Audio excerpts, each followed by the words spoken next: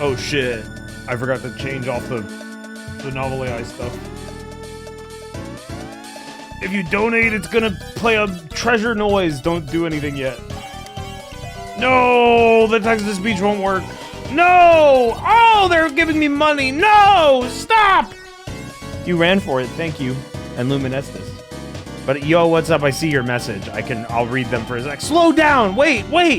Video Games 420. Ah! This only takes a second to fix. Boom. Boom, it's normal now. It should be anyways. Oh no, it's eating alerts. There we go. Okay. So, thank you, Lizards in a Trench Coat. There's not going to be an alert for you and everyone above you. I'm almost 50 years old. Soon I will have a crisis. I did not say that. Lizards in a Trench Coat did. Thank you. Devil He Doy. Thank you for the 12 months. They say year of Wange. 1 year of Wange in December. It is a Merry Wayne holiday month. Thank you so much. Thank you, Esme Stream, Video Games 420, Chubby Checker Official.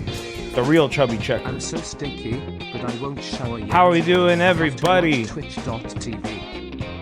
Boing like a spring. I know, but that's not what the game is at all. And did you know? Okay, it's the stream title, but I want to have a chat about this because frankly, I won't stand for it. How is there not an emoji of like a spiral, of like a spring? Am I crazy, or does that not seem like something that should be an emoji? Like that is, there are so many things you can tie to a spring or a boing or something, and you type spring emoji and all you get are some fucking flowers. No, that's not the right kind of spiral. The one you just put there. See, that is like a frontal spiral, like a spiral that's facing me. That's a Uzumaki, you know? I want like, you know, a coil that's up and standing in front of me. The twister, that's a Twitch emote. See, I'm talking about universal emoji that's gonna be everywhere. Eros Farron, thank you so much. How do I do the drawing for the shirt after I sub your code? Okay, so somebody emailed me. It's something that I can't figure out until tomorrow, but I did that giveaway at the instruction and encouragement of Stream Elements.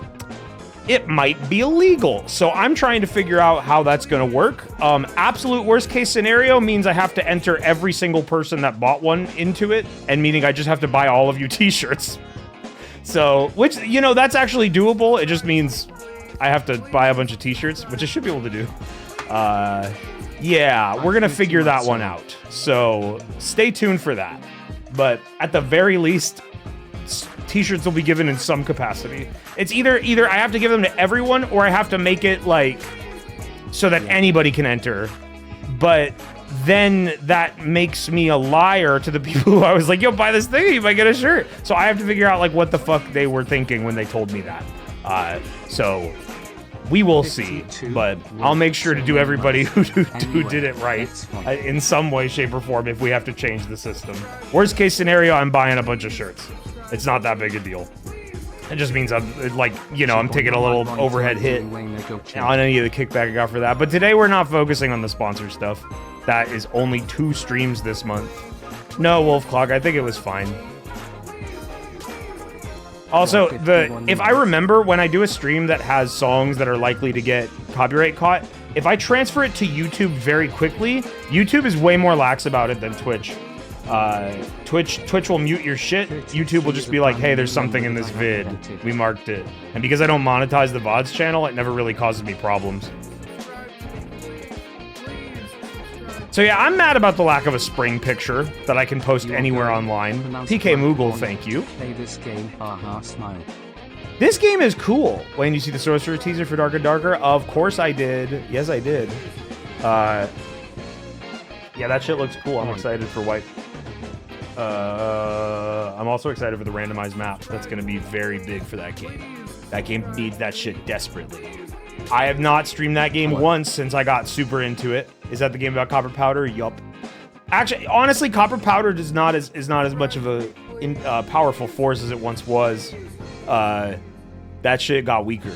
so it's only It's okay gamer now. time. When will you guys be doing Sonic Racing 2 when it comes out? Okay, so here's the thing, CJLX. That's not Sonic Racing 2. Sonic and All-Stars Racing Transformed is like Sonic Racing 3 or something like that. Game. And then recently, like in the last year or two, they released Sonic Team Racing, but they dropped the All-Stars. And see, that immediately ruins the game for me. I don't care if the gameplay is the same or as good. Now. If it's just Sonic characters, I'm not interested. Why not in sync? Oh, because you open... Hey, that actually reminds me, I have delays applied to everything that I need to remove. Smile. Thought that's what you're talking about.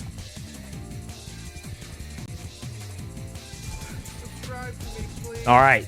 Desync has been fixed. There is no Half-Life 3 trailer. What are you fucking talking about?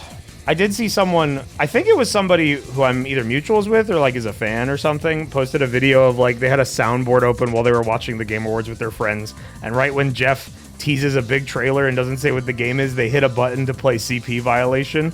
You know,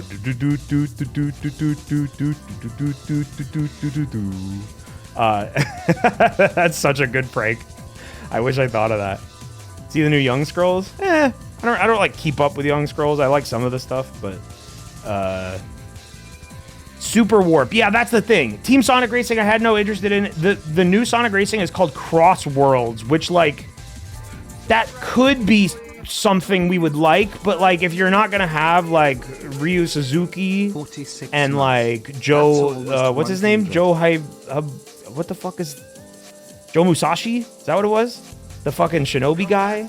And you need Gideon from Golden Axe, and you need hey Guffy. Secret balls cam enabled. I'll have you know I'm wearing pants today. Sometimes I'm in boxers and my balls are, you know, more free, but not today. No cam today because we're just hanging out. I'm not, this stream ain't too serious. But we're playing this game called VOIN today. I don't know if any of you have heard of this. This came out like 4 days ago, and it's like exactly up my alley. If you remember, like a year or two ago, I streamed a game called Mortal Sin, which is like a hack and slash first person roguelike with like crazy combos and a very cool visual style. This one I think is even more like widely interesting and accessible. Mortal Sin I think was made for a specific type of first person melee pervert. As much as I do recommend that game, this game is cool. This game is like, it's like a first person hack and slash game, a little bit of Souls in there, a little bit of like Ultra Kill feel in there with some of the way you interact with things, a little bit of like, I don't even know what to compare it to. The environments remind me of Elden Ring. It's got like Diablo style loot, and a lot of the loot has like very unique things going for it. It's very cool. I'm excited to show you guys what this is. Yeah, I actually played a little bit of Mortal Sin after not touching it for like a year the other night, and they've changed a bunch of stuff, and it's still as good as ever. I still have not beaten it. That game is so fucking hard. I can't. I heard that they retooled it a little bit to make it a little bit easier, but the final boss, I've just never been able to do it. That shit's rough. Thank you guys for the level 5 hype train, by the way. Much appreciated. We're gonna chat a little bit more, and then we'll get to gaming. How's Dark and Darker nowadays? There was a rough patch there. Mid-October, they patched the game and completely fucked everything, but they walked it back. And it's good. It's definitely a game that's gonna like burn people that don't get really, really into it, which is kind of a problem they're trying to fix. The patch, I'll probably stream more Dark and Darker soon. I've been saying that. But this next patch, they're adding like a new class, a sorcerer who casts like from their hands without like a book or anything, which is very interesting. Kind of like Skyrim spell casting. But on top of that, they're adding like randomized modules and like Fog of War, which sounds bad, but I promise that's like amazing for the game. And then the big thing that's supposed to be making the game more accessible for people is they are adding like a gem socketing system for the different like roles your items can get and stuff, so that it's easier. The goal is that they're trying to make it easier for you to make a build that doesn't suck, so you can like slot in modifiers that you're gonna want. Have I what today? Eaten? Well, I should open up Streamlabs so I can see what you just said to me. John Madden. I need to finish Elden Ring. Yeah, convicted felon. I've got a lot of... Today I'm taking a Breaking Bad from my Breaking video. and doing this instead. Gonna work on that a little bit later, but I've been so busy with that. Yesterday, slottable items supposed to make it more approachable? Yeah, because previously, if you wanted a build that was good, you had to play as much as I did, which is a fucking lot of hours. You had to play a lot, you had to grind a fuck ton of gold, and now there's still gonna be some grind there, because I think they're trying to focus on making sure it still feels rewarding. But now you can go and like, you know, you don't need to farm up 10,000 gold to get an item that has like a max health roll or whatever the fuck. You can just put the gem in there and do what you want. I don't think you can play it on Steam Deck. It's like an anti-cheat game. Also, I think you would fucking lose if you played with a controller. That's like, it's a tough game. How many hours you racked up in Dark and Darker?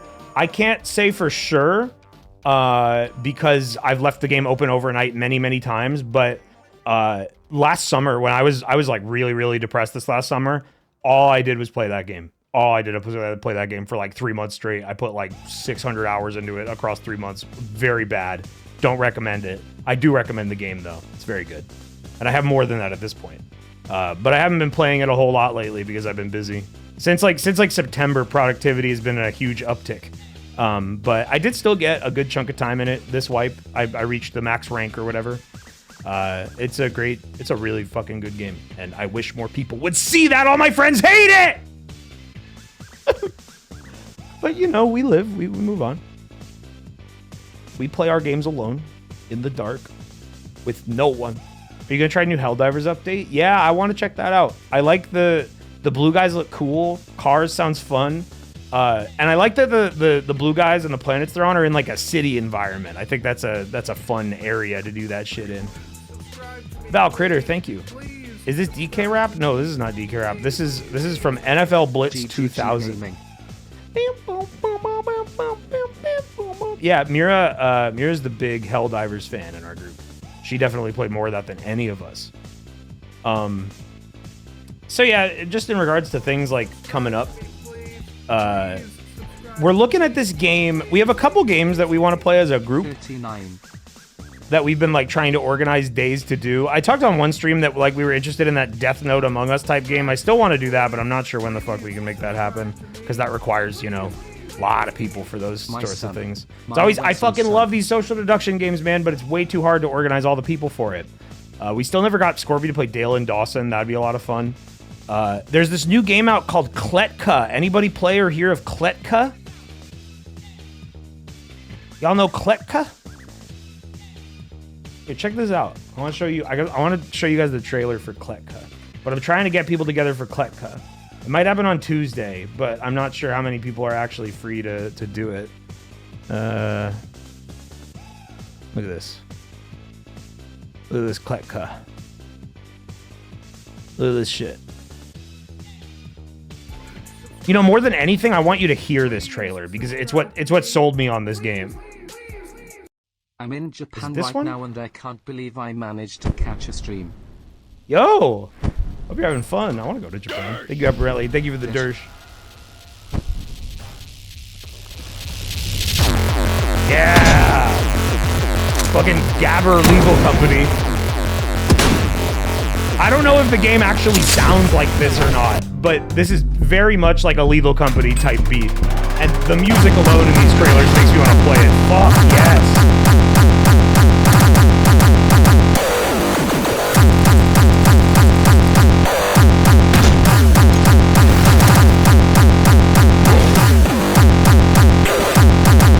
Sorry, I have to scroll up and down because you can't see me bobbing my head, so I had to give some sort of representation of how much I liked that. But yeah, that shit seems cool. Have y'all played that or watched anyone play it? What do y'all think about that, if you have? I'm curious. And it's about a building that eats you? Yeah, the concept is cool too. Horror game about going down an elevator that is trying to eat you. Feed the elevator, explore deadly floors, and descend deeper. It looks like they've got it's definitely a big Lethal Company inspiration, and then I'm guessing like Backrooms type shit too, which is not usually my thing, but like I don't hate it. You know, I think you could do something cool within that space. Not to say that this is a Backrooms game, but I can tell some of the like screenshots are a bit Backrooms. There's one here, they're in like, you know, they're in like the yellow walls place. Are there any powerful edits? There's literally one coming out tomorrow. Powerful, it's playing music more. I hate that Steam pages autoplay their trailers when you watch one. The RTVS channel was supposed to get a video last week, but we wanted a little something extra to put into it. Scorpy made an intro for it. You know what? I'm gonna spoil it for you guys because you're here hanging out on this chill stream. There was no obligation to show up here, but you did anyways. So I'll tell you what it is. It's called The Dark Hour. It is a new type of video. It's not just the single one. This is going to be the first episode of sorts. What The Dark Hour is, here, I'll show you. I'm gonna show you the thing Scorpy made. Because by the time this VOD is up, the video will be up too. So you're getting like a live preview of this. Don't show anybody. Don't tell anybody that you have knowledge of The Dark Hour. Understand me? It's very important. It's very, very important. I am ready to be boinged. You're not born yet? I have a fan that's not born? How is that possible? How could you be... What? Huh? Alright, so this is the intro Scorpy made. And honestly, I don't even know how much this denotes what this is. But this will be something. Wait, why can't you see it?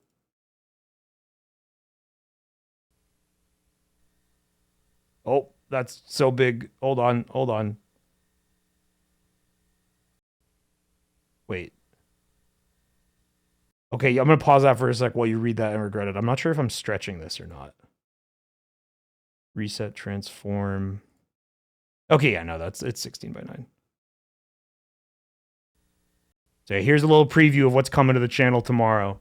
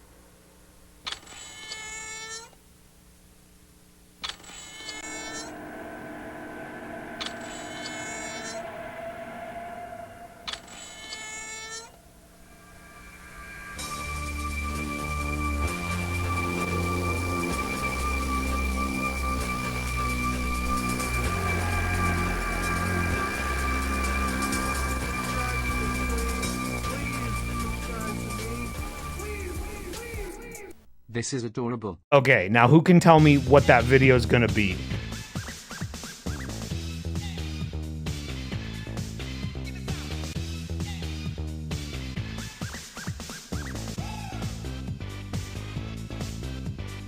I saw a couple of people say podcast, so what it is. And remember, this is a spoilers preview. This is only exclusive for you if you're here live. Don't tell anybody.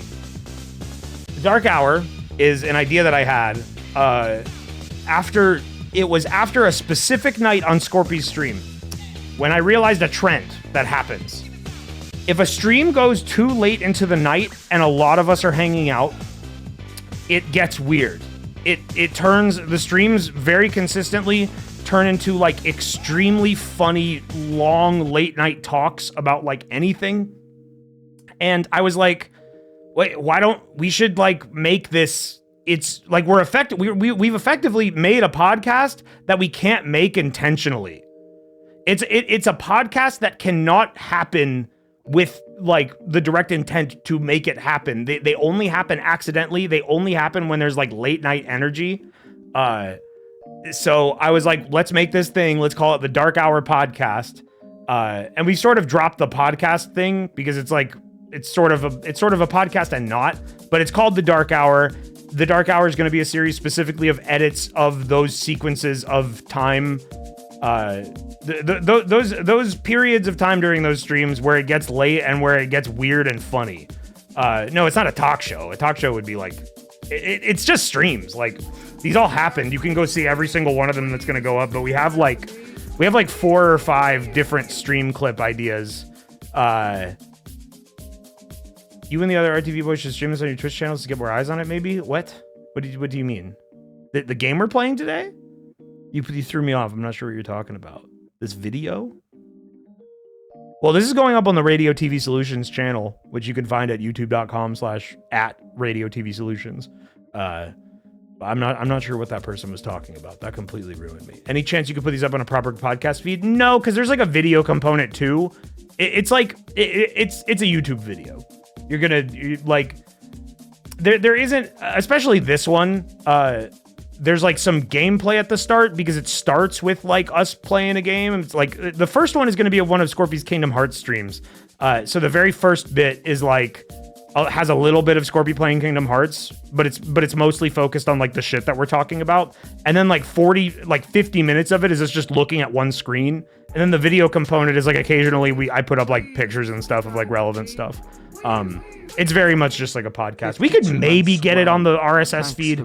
I'll have to like look at the render again and feel out like, was this good? Like, is this not too noisy?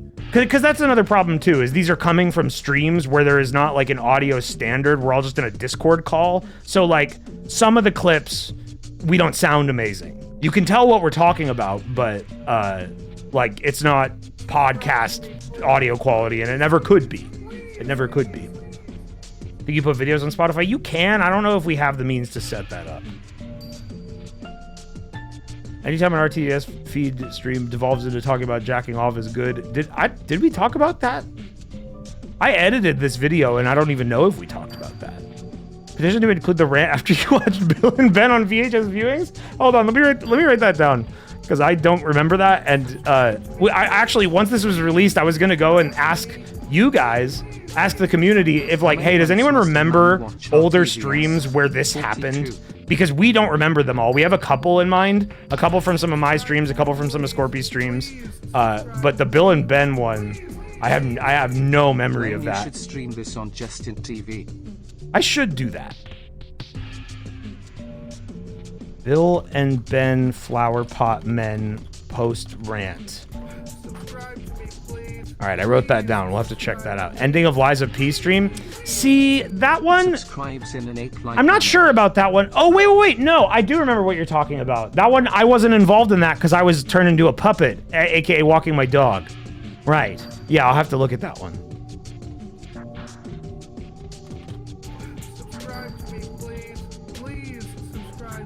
The one where Joe Biden attacked. Yeah, I remember that. Low but wide. Lies of P stream may be my favorite one of those. That doesn't hurt my feelings at all because I was not involved. Yeah. The recent ones, the shit from this, the one that I edited had me laughing so fucking hard the night of, and then laugh again during the edit. I had so much fun.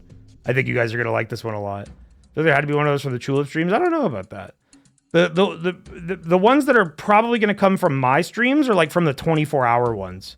But Scorpy's streams tend to do it because like Scorpy tends to go very late, and also Beautiful Discs, like those inherently are like boring games sometimes, and it generates this weird vibe that causes fun talks. All right, we can keep chatting all night, of course, but I do want to get this game going here. So today we're playing a game called VOIN, which sound like boing. I'm not gonna go off about the emoji again, but I'm kind of mad. I'm kind of mad a little bit here about it. This game looks sick as fuck. Let's jump in. This is a first-person hack and slash semi-open world. It's like levels that are big open areas that you explore, and like I got like, in a weird way, I got like Crackdown vibes from the exploration of the little bit that I played of this, because you like, oh, that's gonna be so loud. Sorry.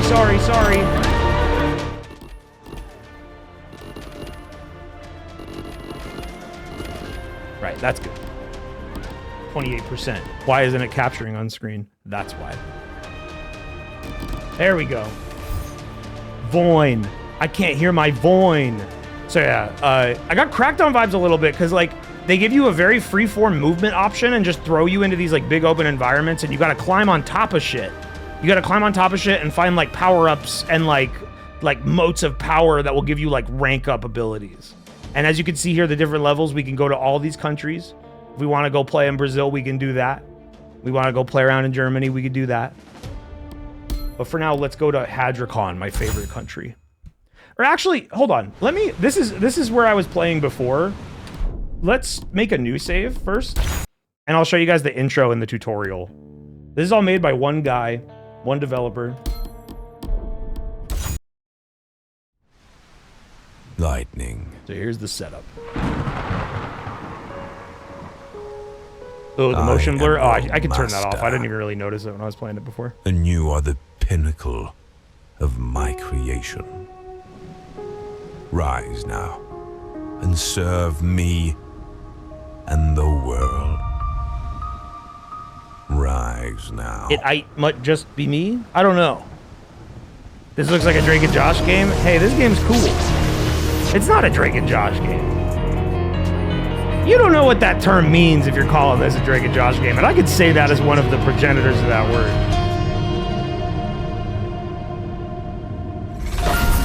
He does have a bit of an Artorias vibe. I see what you mean. Drake and Josh games can be cool. It's true, but I still disagree. Also, I also disagree with this being a Dark Souls intro because your main character is too badass. In Dark Souls, you're a shit-ass dead dude. The music is loud as fuck, yeah. I'll turn it down a little bit more. Man, I really struggle so much with, like, getting audio balance. The main menu was going up to -20. Maybe I should just put a fucking limiter on my desktop audio. I wonder if that would, like, work, or if that would fuck shit up. I don't understand audio enough. Here, we'll stay at 20. We'll turn music down to, like, 40, 50, because that was too loud. I need a bouncing and voining on it. We need to be voining on it. So yeah, I'll go through a little bit of the tutorial and then we'll switch back to my main save. Thank you, East of Hollywood. I always tune in to watch because of my full-time playing with Dog's job now, but I can tonight smile at me. Have a couple dollars. Thank you, I appreciate it. And now I'm looking at if there is motion blur, and I think there is. It's not that bad. I don't inherently hate motion blur, but we could work on that. Wayner fin fly, Wayner Dude, I'm obliterate, blind. Wayner There it fin is. free. Let's see how that looks now. Okay. Is motion blur like anti like bitrate for streaming? I honestly don't know. I've been doing this for fucking 5, 6 years now. I should know this shit, but I don't. I merely like video games and telling jokes sometimes.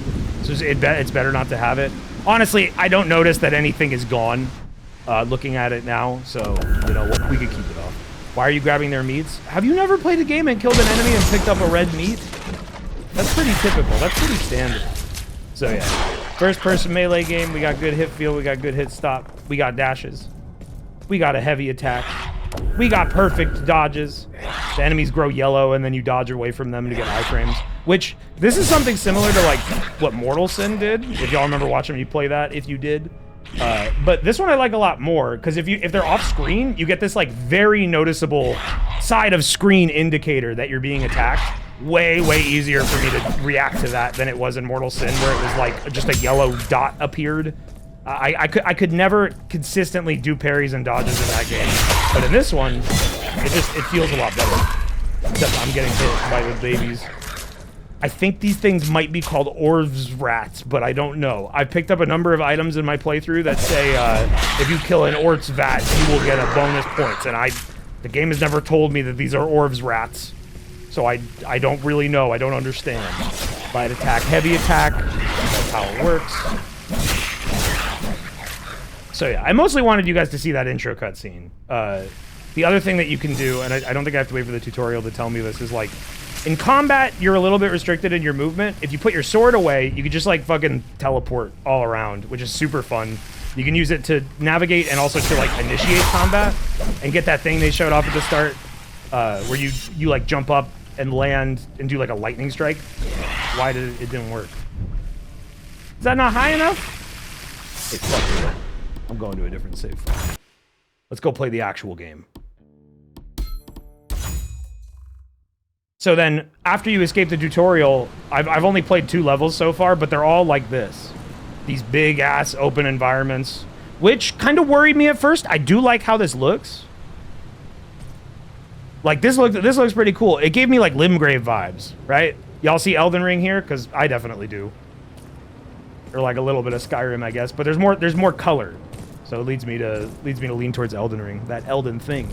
And the reason I'm up here is because, like, they've got some very smart design things going on where I climbed another tower and I got a secret ball. And I saw on this tower that there was another secret ball, so I went and had to climb over here. And now I don't really have an objective beyond just killing things, getting loot from them, exploring. There are bosses and stuff. Like, I want to say that there's key waypoints that we have to head to and find the bosses and kill them and get, like, actual progression. In the first level, I climbed a tower that had a scroll that unlocked this level. Oh, what's in here? Is that a chest? Yes. Okay, so if we open our inventory here, and look at these menus. This shit is so cool. I love this low FPS idle dude here. That's sick as fuck. I remember I picked up an item that said the next chest I open will have a primeval item. Yeah, whatever this is. The Hand of Misfortune. Let's equip that and open the chest and get a cool item. I don't know what... Dual iron swords. Ew. These are primeval? What does it even mean? Oh, satiety. All damage is increased by 1%. That kind of sucks, but I guess I'm in level 2. And I feel like I saw some other stuff drop down here. No. There's little orbs that I picked up. This is so video games, I know, right? I'm playing on the modern visuals. When you start the game, you're prompted, do you want modern visuals or do you want retro visuals? And it's like how Ultra Kill does it, where you boot up the game and it's like, do you want PSX or normal? Let's see what retro looks like. And yeah, it's just a shader. I can't really, personally, I don't even know if I have a preference if one looks better than the other, but I picked modern just to make things a little bit smoother for me. I've had some issues with games lately that do like the retro PSX look, where I guess maybe I'm just getting old, which is funny because it's supposed to be retro, but it affects my like visibility and like recognition of what I'm looking at. In particular, I played this one game, Dread Delusion. Pretty cool indie game, pretty cool, another first person like melee fantasy RPG game. And the way that game looked was like hurting my eyes to look at for too long. I liked it. It's a shame because I thought it was cool, but I just like I couldn't really like, I don't know. It hurt me. It hurt me. We have some powers. I haven't used this one yet. Let's use this. Faster swing, do lightning damage. We have some like rune thing that we charge up. Because you have all these different equips. The slots mean different things. This is your rune. It gives you like a special effect that you charge up and then release with your right click. This is like a heart is for your body and your blood. I don't know. Though I think the heart usually pertains to like how much health you have. There's necklaces that have, you know, different buffs and stuff. I don't really have anything too cool there yet. Artifacts do just various things like when you gain health back, get a second one every 10 seconds. These ones are like move faster when you're you have your weapon sheathed. I like this one. You put your weapon away, and when you're walking around, it creates these little orbs, and they make you faster. It stacks up, so you can go super fast. Sort of fast. It's not really that super fast. What was the hand you put on by the chest? That was like... So that was one of these artifacts, and what that did is it guaranteed I got a good item out of that chest, and then it ate the hand. Then my other power... You like fly backwards, do a dodge, and then you stab, and I have a sword. Is it the one I'm equipped, or is it the other one? I think it's the other one. Oh no, I have a mace. One of these swords I have equipped, like, buffs that power specifically. I'm not sure if it could tell that I picked that power and gave me something that helped it, but... It's cool. The item UI is reminding me of Genius versus Antichrist. That's wild. I have to look at it again and see if I can evoke the same feeling you're getting. Yeah, this power, like, summoning little phantoms with me to do stabs with me is super dope.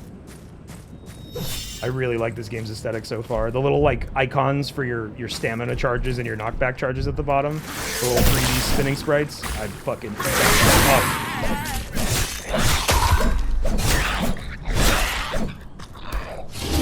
Ah, what? Someone alive still? No. This mace, I got this off, like, a mini-boss I found somewhere. I think it's kind of weak, I think, damage-wise, and it also has a shorter range and slower attack, but it feels cool. And then it has this power where, like, if I'm holding it, I can come across, like, lingering spirit ghosts or some shit. And I can eat them for their power, but only if I'm holding the mace. So, like, right off the bat, the game is giving me a lot of, like, really interesting and cool magic items, which I appreciate. I don't like, oh, one of the ghosts. I will put you to rest, and you will give me your power.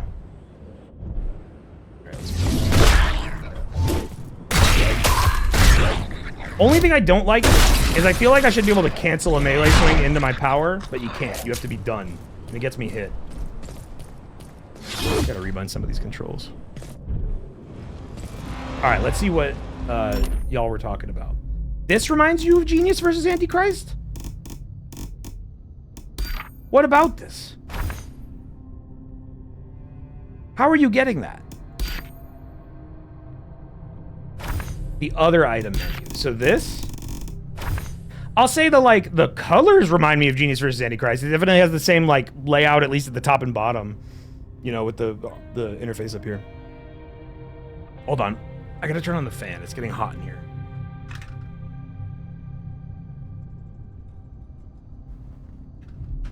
I forgot to turn it on. Yeah, I kind of get the Genius versus Antichrist comparison. Sorta. Or maybe you love Genius versus Antichrist. I do too, don't worry. Alright, I gotta not die. If you die, you lose your corrupted items. Oh, I only have one more heart left. This is bad. I think I need to call my dad and go home.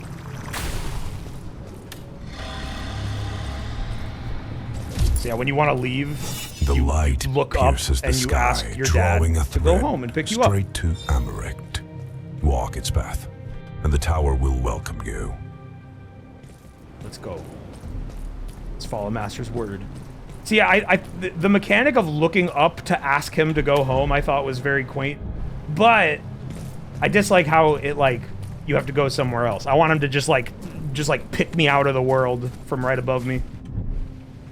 Like I'm getting raptured. We gotta go over here.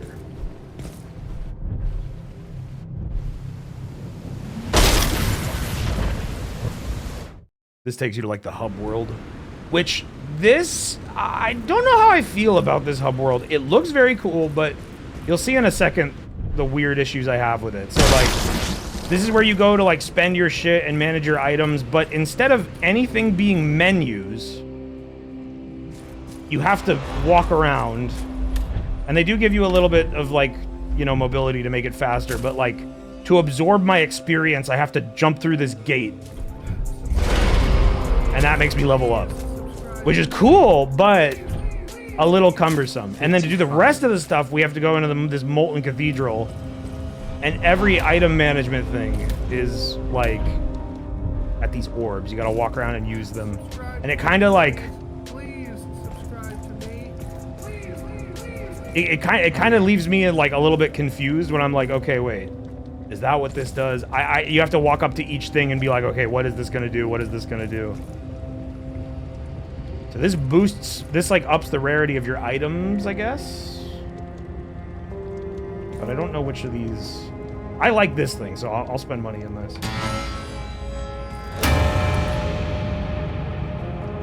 What'd that do? Okay, it's tempered now. Alright, yeah, so that, like, I always like when games have a system for that, where it's like, you have that, like, Diablo, like, loot rarity, but you can just, like, punch them up and make them better, as if you found a rarer version of it. I appreciate that. I don't know. Satiates my currently equipped primeval or firstborn artifact by consuming items dropped inside the circle. I don't know what that means. This circle? Do I feed it food? Let's try and feed it some food. I don't have psychic damage. How do I drop things? R.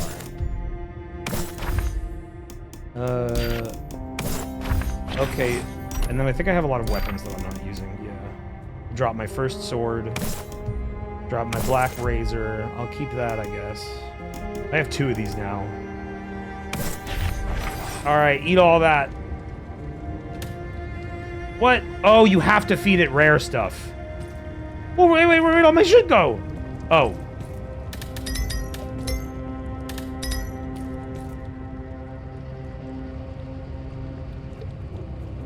I don't know. I'm not really, like, understanding this. So it satiates the thing I have equipped, not the item I'm looking at. I don't know, that's confusing me for some reason. I don't know what this is.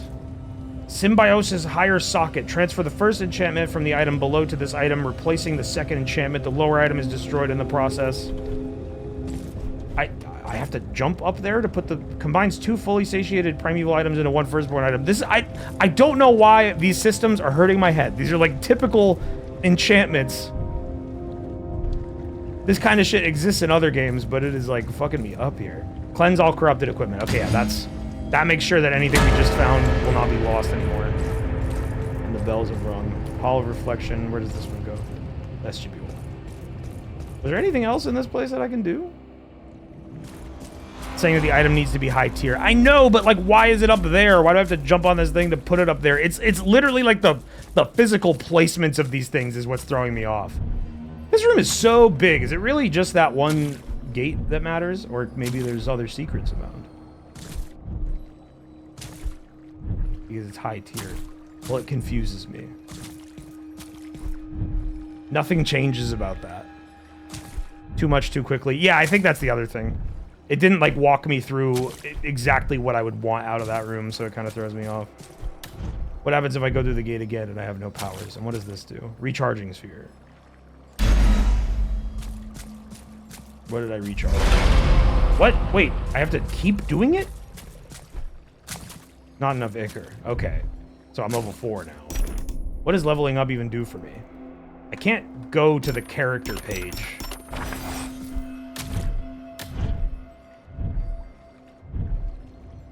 Looks neat, but I'd rather just have an actual menu. I respect the vision. At the very least. Even if I'm bad at using it. Hopefully I'll understand it more soon. What the fuck is this? This is VOIN. Sound like BOING. But not. But yeah, I really enjoy the art that we have going on here. Leave the hub world, you go over here, work this thing. And then I assume there are 1, 2, 3...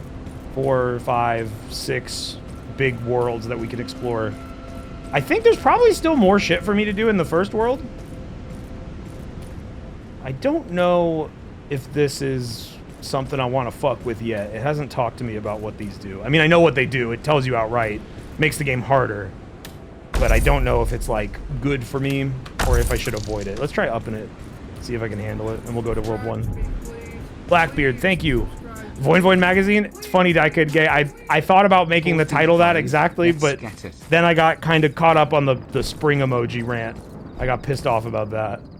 Yeah. This level, even more so than the last one, this shit reminds me of fucking Elden Ring. Like those rock formations over there, that is like exactly the way they have Elden Ring's shit laid out. It reminds me of like Altus Plateau. Yeah, see? So I've been here once. And I think I went up there. Is that going to be a repeat of where I went before? I don't know. What if I just go over here and ignore that big light in the sky?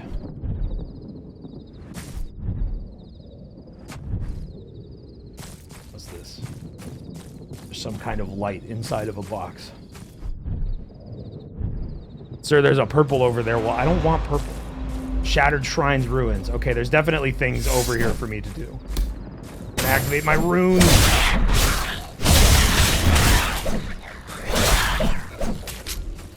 I never found any hidden motes of power in this one. In this map. I only got that in the second overworld. So, I'm assuming there's more secrets for us to find. And good reason. What's that? Ring of Arcane. Oh, I don't even have any rings yet. Shared Pain. Taking damage to a temporary heart charge causes an explosion. I always think that kind of ability in a game, do damage when you take damage, sucks. But, you know, I don't got anything better.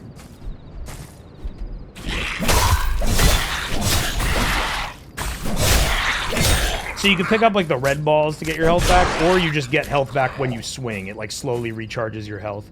Phoenix Feather. Between every 5 to 12 seconds, applies a blaze stacks, which is disabled the regeneration of 1 heart per stack. However, now while under a blaze, my light and heavy attacks also deal 5 fire damage per stack. That sounds risky, but cool. I like it. Let's try it.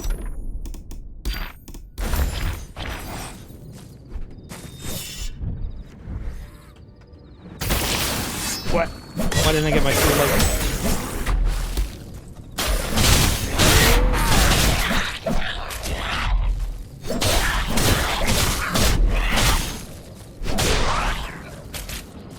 Yeah, it feels good.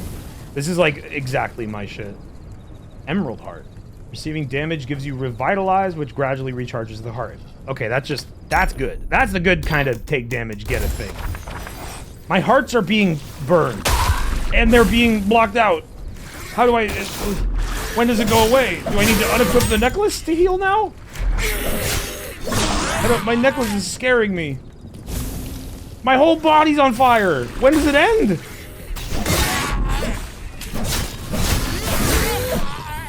Uh-oh. Big guy.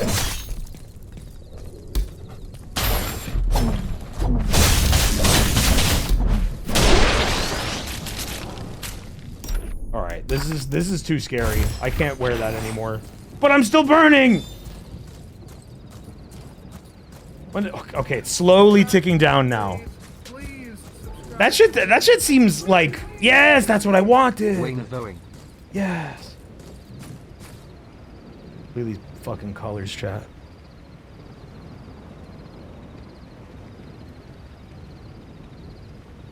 I could just stare at it. Thank you, Retro Rats. So with that, we can unlock a new ability. Vortex. I launch my weapon, causing it to spin rapidly in place for several seconds. Unleash my power. Go to numpad 3 key. Alright, now that we got that, though, what else is... Oh! Fuck you! Get away from me. I don't know how to pull my damn sword out!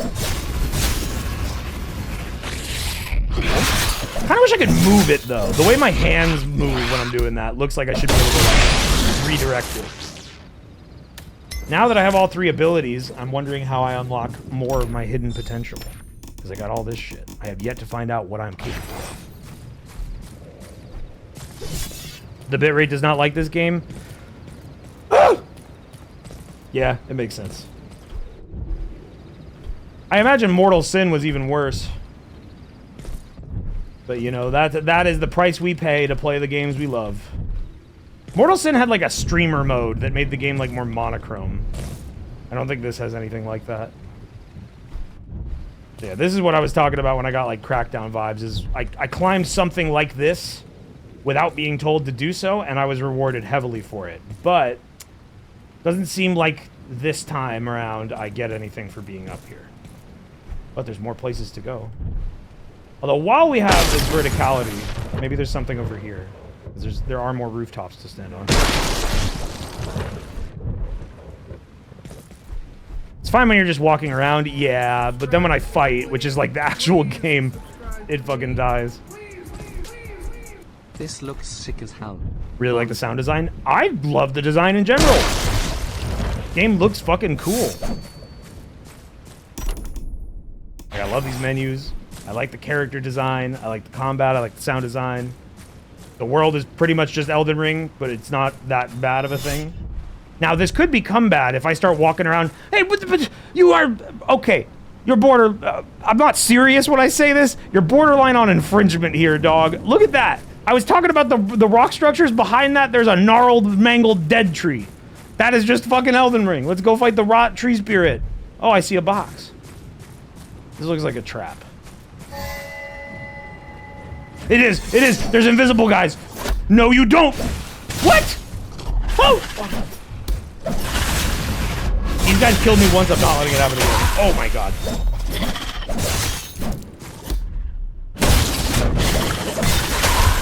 Oh, we are, like, going to die. I don't want to die. I have a cool corrupted item. Woo! Where are you? One more. He's over there. Okay, watch for yellow color. Oh my god. Look for yellow color. When yellow, press shift.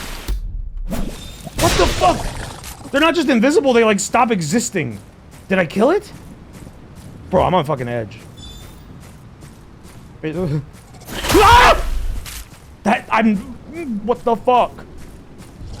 No you don't, no you don't, no you don't. Die, fucker! How many are there? Was it the last one?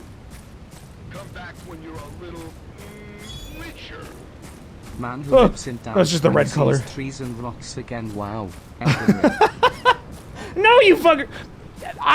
If you are serious about what you just said, I bet you didn't play Elden Ring. Because this is Elden Ring, trees and rocks. All right, what's my reward for having the scariest experience of my life? An Elder Vampiric Heart. Replenishes a charge upon landing a critical hit. That is good, and it's Elder. Ring of Purging Shock. Removes a stack of bad status effects and releases shock waves. Okay. Okay, influx +3. Oh, damn, this is some good shit. I came out to a good spot. I'm wondering if, like, going off the beaten path is giving me harder enemies and better loot or something, because this is, like, way better stuff than what I found in the main zone. That's good as fuck. But now I have no health, and I kind of want to go back home already.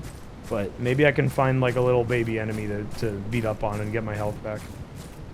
Because now I'm one hit from death. And I'll lose my cool items.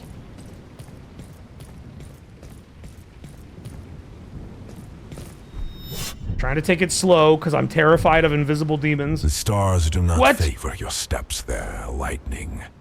Turn back. Huh? Why not?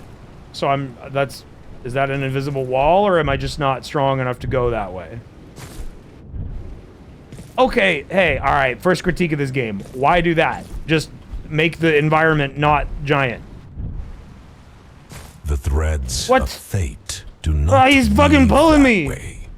I want to go that way, master. Fuck you. I'll become my own master. And you are pulling me into a rock. I'm getting stuck as fuck here, dude. Alright, fine. I'll go explore that grungy tree over there.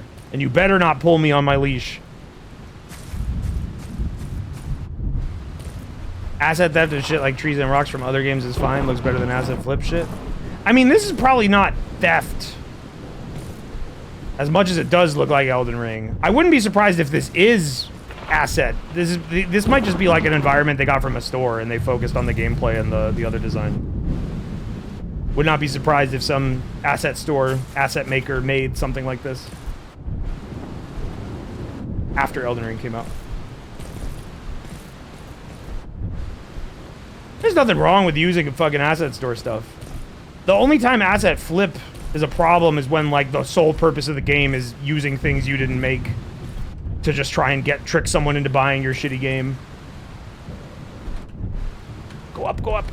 This is not working. Oh yeah, no fall damage. Come on, let me up here. There we go, we got footing. I don't want to fall. Yes, I found Elden Ring. Lesser Council. Okay, so this is a real area. And I definitely came here backwards. Oh, I've been here before. I killed this guy already. Oh, shit.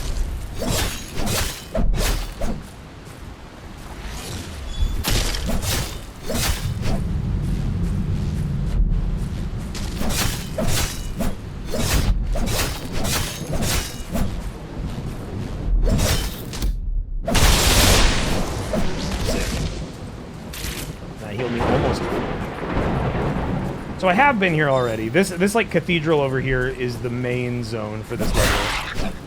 How much extra shit is there then? I wonder if there's something like over here on the other sides of it, or if I'm gonna get tugged on my leash again.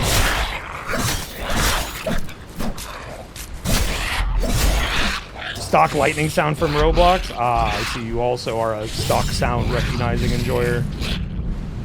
I, like, cannot help but point out when I hear a sound that I know from something else, even if no one else fucking knows the thing I'm talking about.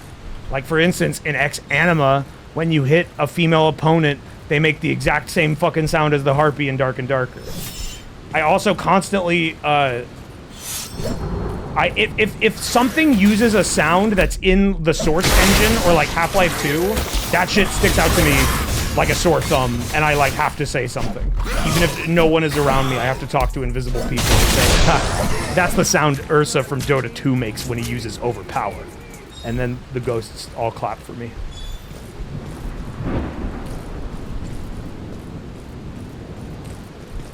Like just recently, I think it was something. Yeah, it was Beautiful Disc. Scorpio was playing some game and it kept making. It was the fucking Aragon game. Kept making like Half-Life 2 like antlion noises. And I think I said something every single time that happened. Overpower? I don't give a shit. If I've wasted 3,000 hours of my life in Dota 2 in fucking college or whatever the fuck, I'm allowed to get their names wrong. You know what I'm talking about. And no, that doesn't even apply for Dota 2. That applies to every single fucking thing in my life. If I describe something and the name is like up to 30% incorrect, but you can tell what I'm talking about, then what's the fucking problem? I expressed what it was to you and you understood it. It don't matter. I'll make it overpower, I'll make it underpower, you'll get what it is. If I said, oh, I love the Ursa's underpower ability, even that, which doesn't make any fucking sense, you'd understand what I mean. I will die on this hill till I die. I feel very strongly about that. Same with word mispronunciations. Because I do that a lot. And I swear that that is a true moral and philosophical standpoint that I have, and it is not just me covering my ass for being a little dumb.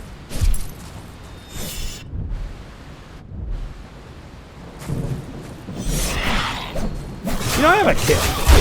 I don't know why I would use that.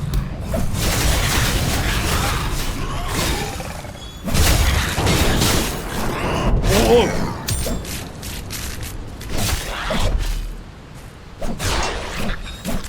Okay. Ooh, Emerald Key. Is that a weapon? Nah. I got excited for a second that we just found like a fucking Keyblade or something. Increases resistance to psychic damage. Sounds very specific and not very useful. I have not experienced psychic damage once in my life. Yeah, so up there is like the end of the level. Okay, so I guess this isn't like as open world as I thought. It just kind of looks like it is. It's also early access, so maybe like the plan is to have these whole maps filled, and the master just pulls me back because it's not done yet. They get the benefit of the doubt, even if that invisible wall shit annoys me. Oh, you know, earlier I was talking about like streams coming up. There's a couple others that I could mention. Sometime in the next few months, I don't know when, because this is like a playthrough of something that requires 4 people's availabilities, including myself. Log, Mike, Holly, and I are going to do a playthrough of Final Fantasy Crystal Chronicles, which is one of my favorite games of all time, and is notoriously difficult to play with your friends, because you can only play that game with a Game Boy Advance connected to a GameCube. But apparently at some point, I don't know when they did this, because over the last many years, I have always tried to keep a pulse on how easy it would be to play that game in net play. You used to have to connect Dolphin to like Virtual Boy, Game Boy BAME Advance, whatever the fuck that other emulator was called. You'd have to like connect it to an instance of that emulator to play it, to use like GBA Link GameCube connectivity features. And getting that to work in net play, I could never really wrap my mind around. Northern Heart. Ooh, I like it. I could never really wrap my head around like how that would work, if it would even work. But now, at some point, I just missed this. Dolphin can just do that now. You can just tell Dolphin that your controller is a Game Boy Advance, and as long as you have the GBA BIOS, it'll just work. And then that works for net play. Which I found this out because YouTube decided to recommend me a 2-view VOD of someone doing exactly that with a couple of their friends. And I commented, I was like, hey, how did you do this? It's very cool that you managed to get this working. It's something I wanted to do for ages, and they very graciously took me. And I would shout them out here, but I can't remember their name. Sorry. This was a few weeks ago at this point. So we're going to try and do that. I'm very excited, because that game truly is one of my favorite games of all time, but specifically in multiplayer. That game's multiplayer experience is so special to me and unique, and there's not another game like it. And they ported that shit to Switch. Arus and Priest said, didn't they also just port CC to Switch? It sucks. It completely ruins the multiplayer element 100%. Wait. No, I want to go home, Master. I forgot to decorrupt my items and jump into the Gate of You Icar. have faced worse than waiting. Fuck off! I'll open the way when it's safe. How do I make it safe? I gotta kill some bitches? I guess we'll kill some bitches very quickly. Thank you, Kilvies. Yeah, the Switch port of Final Fantasy Crystal Chronicles fucking sucked. Because I don't think... They approached the game like they would any other game. And did not keep intact what made the multiplayer of that game good. The reason I love that game's multiplayer is, like... It's a very, like, sentimental reason. When you play that game in multiplayer, or just, like, the core concept of Final Fantasy Crystal Chronicles is you are a child. You're like 13 years old or something like that. You know, that like fantasy age of like, this is definitely still a kid, but things are so bad that you need to go kill horrifying monsters with a sword because you're the only one that is able enough to do that because everybody else dies or whatever.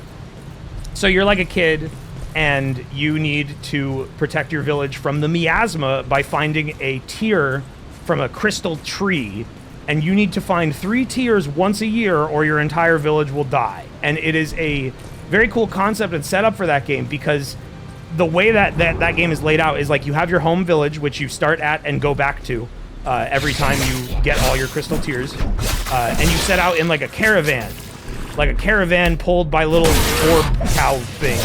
And you hang out with your friends and your Moogle and you go on this adventure and you meet other caravans along the way who are also doing the same thing for their villages. And sometimes there's like, they work together. Sometimes people are friendly. You run into some caravans that like hate your ass and are like competing with you because, you know, they're trying to save their village too. And there's only like so many crystal trees and you can only get like 1 drop from them every year or some shit like that.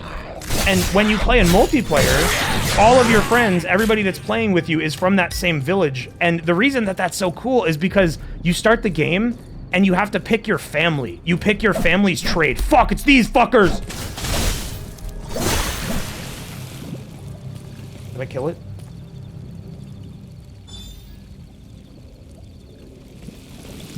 No, I didn't. What the fuck? Where'd it go?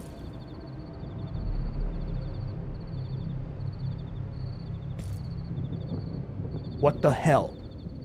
I can't keep talking until it dies. Fuck it! Oh, it's stuck! Ah! That's right. That's right.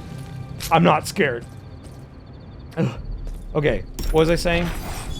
So you all come from the same village, and you're in the same caravan, and when you start the game and you create your character, you have to pick your family trade. And you can't have overlapping family trades. When you pick your trade, that decides that you have a little family. And you have like an in-game family, a mom and a dad, and like a sister or a brother or something, or both. And like throughout the game, when you finish levels, each player gets letters from their own family who like interact with them in like these cute little ways. And it's just like, it's a really sweet game with like a really cool... It gives like a very like grounded and sweet and like sentimental motivation for why you are playing the game that I've never really seen in another game. I don't know. I really like it.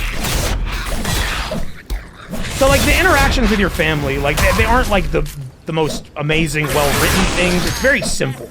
It's very simple, but it's very sweet. They'll, like, ask you to, like, send things home. You pick, like, a favorite food. You, like, your sister will be like, I love carrots. Can you send me home carrots? And if you do, it makes her happy. If you don't, she gets mad at you, and she'll write a letter back that she's mad. It's just, it's really sweet. And then on top of that, the soundtrack kicks ass. One of maybe my favorite of all time in any video game. And that is high praise. I can't say it's my, I have too many conflicting favorites, because, like, I've said that about the R4 soundtrack, but that's a very, very different soundtrack. It's one of my favorites of all time. And I have strong, very, very strong emotional attachment to that game. So I'm excited to finally get to play it. The true intended experience for the first time in forever. I think the other reason I have a strong sentimental attachment to it is because, like, one of the main times... I played it a lot single player because it was very hard to get the multiplayer going, but I have super fond memories of playing it with my brother and sister when I was a kid. And being touched by how unique and special it was, both in its, like, the family stuff and, like, the way you did the multiplayer with the Game Boy things was very cool. They were doing Wii U before the Wii U. Because you were just playing the game, but your Game Boy would have like secret information on it that like only you could see. And like sometimes it would tell a specific player like, hey, go here, there's a secret treasure only you can get. And it was just very cool. And I'd never played anything else like it. And it stuck with me forever.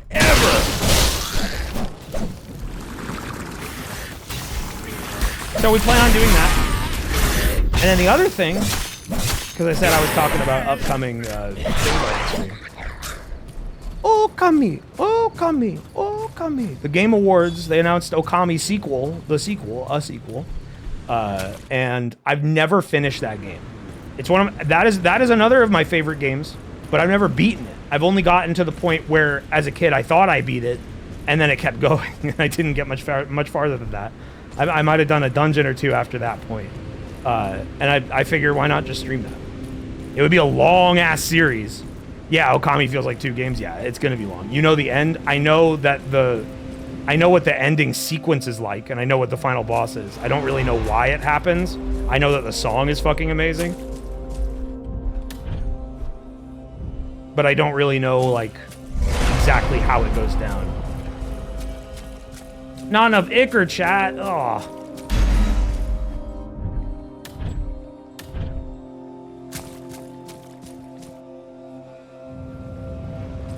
Gotta play it for myself first. Well, the magic of YouTube means that you can watch those streams whenever you're done.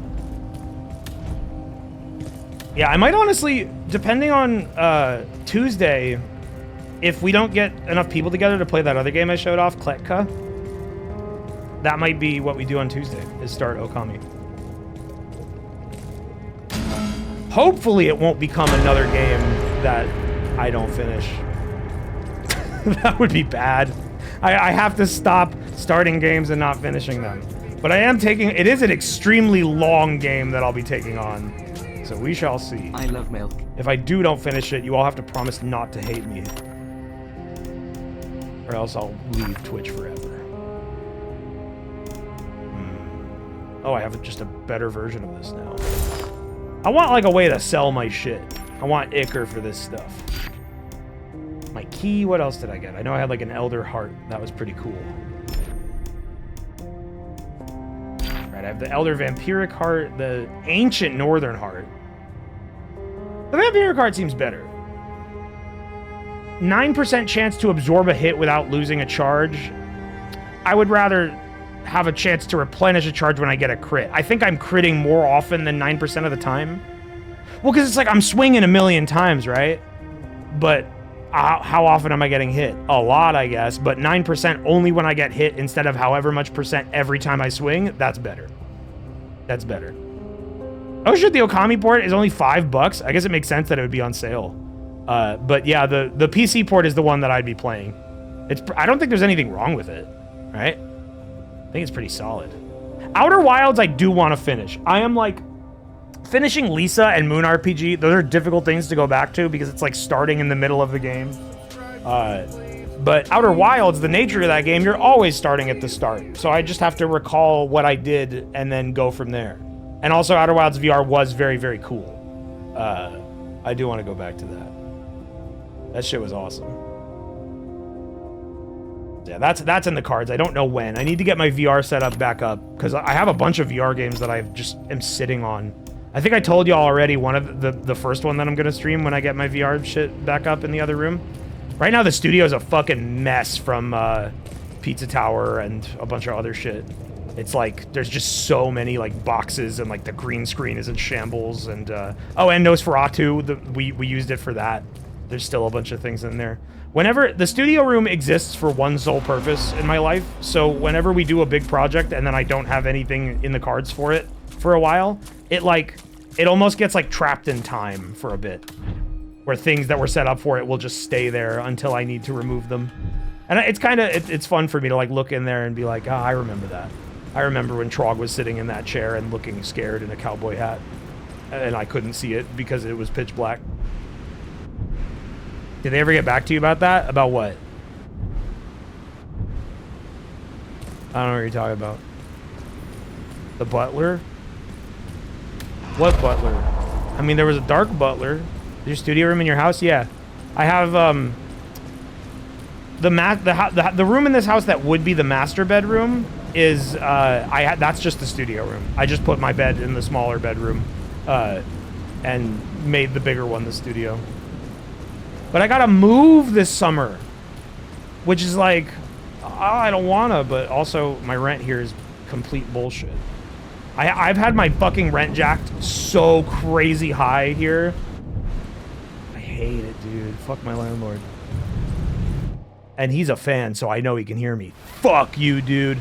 I'm gonna stab your walls with knives. I'm gonna fucking pour poop on the floor every day before I move out. Fuck you. I hate you, bitch. Yeah, I'm gonna pour poop on the floor, dude. I'm not gonna poop on the floor. That's barbaric. I'm just gonna pour it on it. I'm gonna get it. I'm gonna source it from somewhere.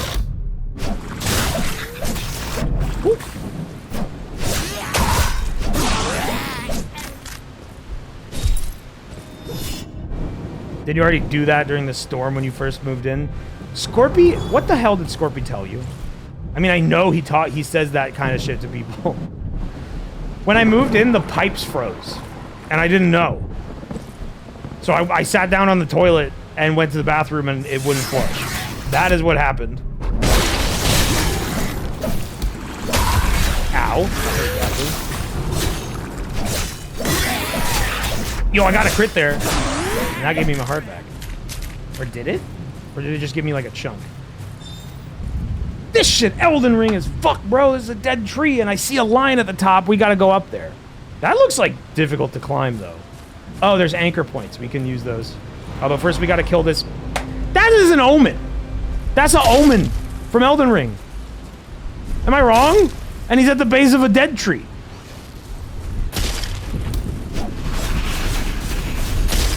That's so funny. It's original enough that I can't say, like, it's just a ripoff of the FromSoft designs. Like, they definitely don't look one-to-one, but he's like a big, bulky dude who has weird thorns and gnarls all over him.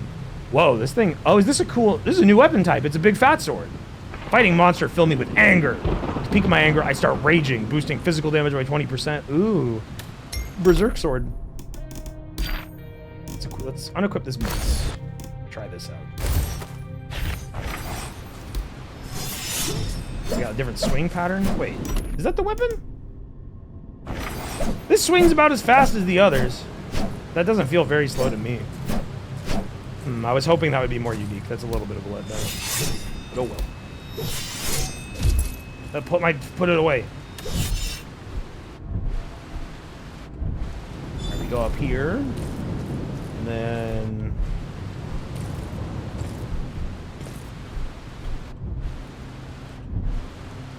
Ah! Oh! Everyone in RTVS should move into one big house and change your group name to the creatures. We have all concurrently agreed that we would all fucking hate a streamer house. Love my friends, could not live with all of them. That would be tough. It'd be cool if we all lived closer together.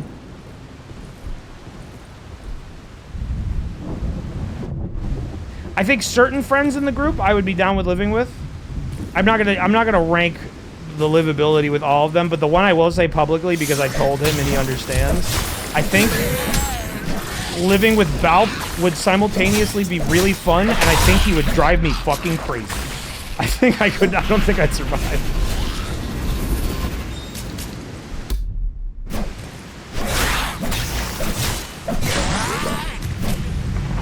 Valid.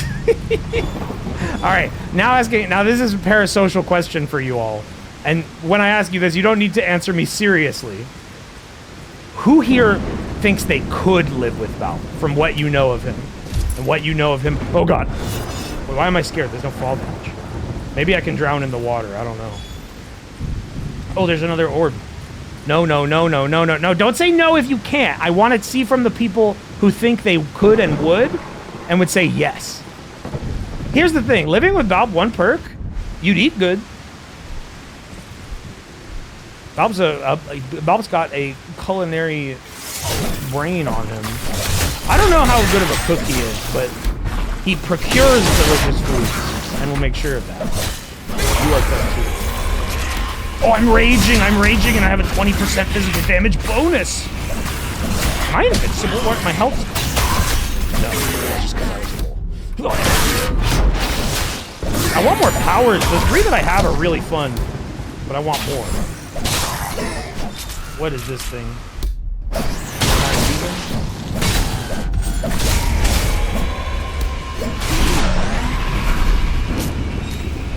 Valp eats lots of veggies. Valp likes vegetables and fruit. I'm Asian. I like food. I got it. Yeah, you got it. Oh, a chest. I could live with anyone or anything. You see, I believe that. I believe there's some people that definitely would have personality types where they could find themselves able to live with anybody. That's probably fostered if you had more roommates in your life, or maybe like a big family or a crazy family. I would be very picky about roommates and stuff. Like if I ever come to a point in my life where like I need a roommate, I'll go for it. So far, I've never had to do that. Beyond, you know, like short-term things. I lived with Mira for a while, I guess, when she lived in my house. Also something my landlord shouldn't hear, but fuck you. First floor, bitch. Enjoy your snow, stinky house. How's Dobie as a roommate? Oh, great. Well, he did damage the house, but he doesn't do that anymore. This is identical. Okay, that's what I was complaining about. Look at the text on screen. Slayer of Otvrats. What the fuck is that? I don't know. It's not told me. There's no information in the game that tells me what an Otvrat is. I don't know. I don't know. I think Mira's weed smoke would kill me. Mira smokes outside. I think that'd be fine. Now her whippets. You're a bad roommate if you're not taking hits of those with her every day. Cause you know it's daily. You know she's seeing the pikeman.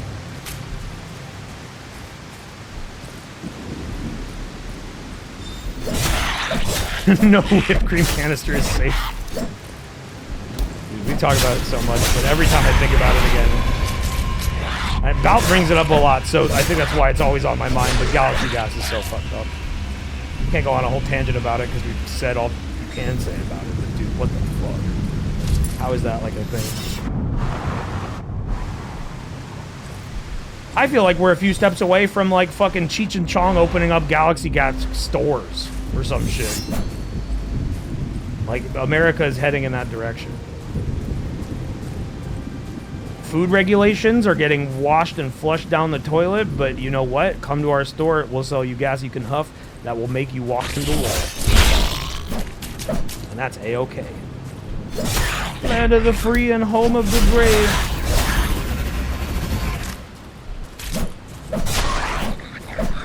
Can I have the nitrous today? We're always asking each other that. 10 huffs. 10 huffs, okay. But 11 huffs and the poop man come I. I love that post. There's like no fucking way that shit is real, but it's awesome to pretend it is.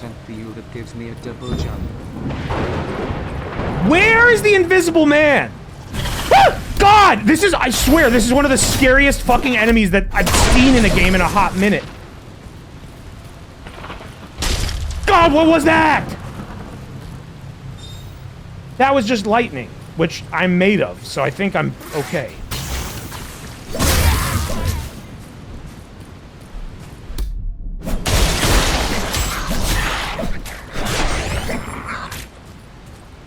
Viper's Blade. I got one of these. Is it better than my other one?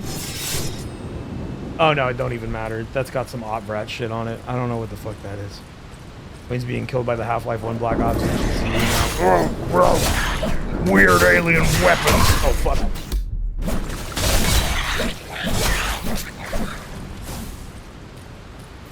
You know, I think about how funny those fucking characters' voice lines are. I love those enemies. And it makes me, that's one of those things that, like, gives me, like, 2020 hindsight joke regret. Where, like, I wish in HLVR AI we, like, had someone, I guess it would have, like, replaced Forzen, Not that I would have replaced Forza, like that shit, Scorpio was very funny in that role. But like, it would have been fun to have a character who we did something to their shit to make them sound exactly like that. Because that, the way they process their voices in that shit is so good. Richard, thanks, Agent Oink. Would support productions first, and maybe split revenue with a goal. Where does Yeah, no, the that's studio space fit into the equation? Is well, it the something studio RTVS is still considering, hard with everyone so spread out. Talking about that makes me sad a little bit because like we're doing like Trog was the one who kickstarted the this current movement that we're doing to like make our TVS more real than it is, you know, like having a channel, doing more uploads, eventually a Patreon coming up soon, but now I'm spearheading it, and that's kind of irrelevant to the thing that makes me sad. But the thing that's sad is like the reality of us getting a shared studio space that we could physically all have access to. I just don't know if it's possible. It is my dream. It is my dream, but I'm not sure if it's a dream I can make happen. Maybe it could. Maybe like I think realistically, if it did happen, it would probably be like something a limited number of us have access to. Like say I move up to like Massachusetts or something, and like a couple of us on the East Coast get something together, like me, Balvin, whoever else. Like maybe Scorpy, but he's in Canada, which makes getting down here hard, and also America sucks. So the idea of moving to America is not ideal right now. Yeah, I don't know about shared studio space. That is a dream. Like I would, in my perfect world, I would have a studio akin to like Mega 64s, and we do some shit like that. But I just don't know how we make that happen.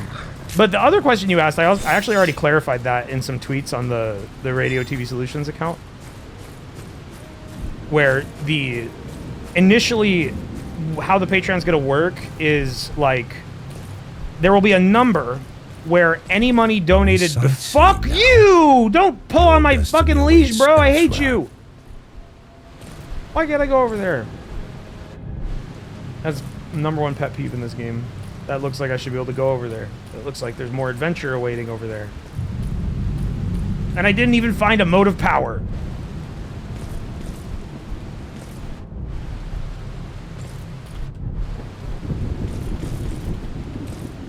Where's my moat? There's supposed to be a moat. Maybe I can see one from up here. But yeah, there's going to be a number in mind. Say like, I don't know the monthly value, but let's say like the RTVS Patreon annually can bring in like $8,000 across 12 months. That would be a great number for like, you know, you cut taxes, you know, then you have around like somewhere like 5,000, 6,000 liquid dollars. The goal is to like have a pool that money can just sit there and not be touched as like I'll have to pay the taxes on it because it'll be like my LLC, but like it'll just sit there and not be touched and used for personal effects, and that is specifically a fund to do like one big production every year or to fund minor aspects of other group productions to like pull out of. But then once we go beyond that number, then it's like, okay, we've crossed the $8,000 a year mark, whatever that is. Now extra income from that until our like sites, we increase our horizons and stuff, and like we do crazier shit and we bump that number up for what we use for productions. Then money given to the Patreon beyond that, yeah, we could split evenly among the group. The issue with that, this is a big fucking group, and splitting that money, like the money would have to go a lot beyond that point for it to be like sizable. But you know, even if we're getting each $20 a month, I guess that's food. That's a meal. That might end up being like what it's like. We'll see. If we wanted to go crazier than that, then RTVS needs to blow up more, which at the moment we haven't done yet. But we'll see. That's why we're doing YouTube game shit. And yeah, if you weren't here earlier, a new video going up on the RTVS channel tomorrow. Get ready for that.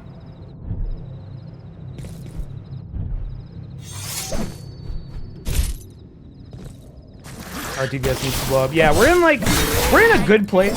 Because, I mean, we did blow up once. But, as some lame-o would complain, as they did in the comments in 2020, we did our own thing instead of striving to catch the lightning in the bottle, you know? We caught... What's more permanent than lightning? We caught the gold in the bottle, but there's only a little bit of gold. and that's you guys, and that's the stuff that we've done since 2020.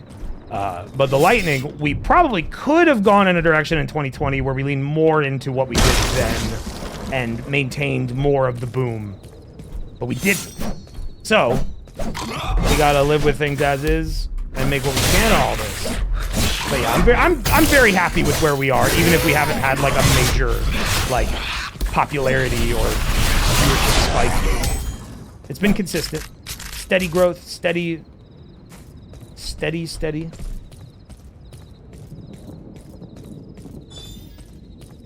You could have been one of those GTA RPers. Yeah. It's a shame. I like the idea of like GTA RP and stuff. I don't like the idea of like how it's all streamers on it and that I would like know that and you like know who the people are in there. I think I'd enjoy GTA RP more if I could do it and like nobody explicitly knew who I was and like I didn't know who anyone was either. At the same time, the streamer like community element of it does seem fun. It just seems like I would just like, it would just like stress me out.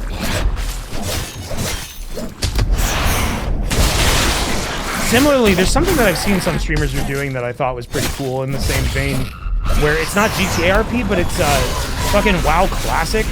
Apparently there's some mod for WoW Classic that has like proximity audio. And like there is like a clan or something of that's like all streamers that are all playing like hardcore classic World of Warcraft with the proximity audio. That sounds pretty fun. I didn't get in on that. I didn't know it was happening. I don't know how you would get in on that. But that's cool. I think that's pretty cool. You know what's another cool thing a streamer's doing? I want to shout out Coney. Coney's doing this thing. If you don't know Coney's a streamer. I don't know how else to describe him. He's a cool streamer. He's a Smash guy, right? That's how he got his start, was like Smash commentary and stuff. Coney, if you hear this, I'm sorry I don't know all your words. But you're cool, right? That's important.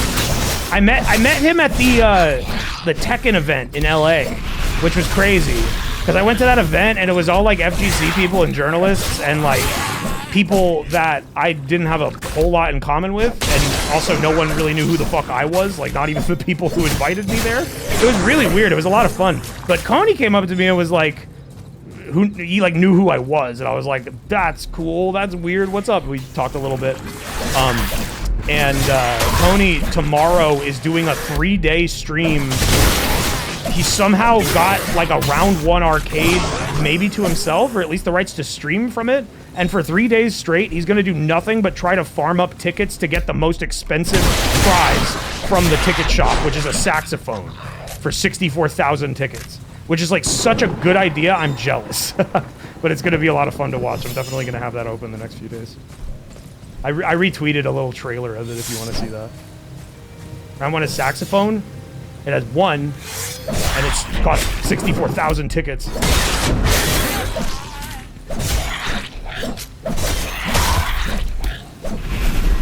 I'm very curious if he like rented out the place and he's gonna be the only one in there, or if he just got permission to be in there and other people are just gonna like go in there. Because then there's gonna be like a strategic element of it of like, okay, you can only play the ticket games. There's no reason to like go over to like the rhythm games or the crane games. So you're gonna have to be like competing with like little kids for access to the most lucrative machines. I feel like he had to rent the place out, but I don't know.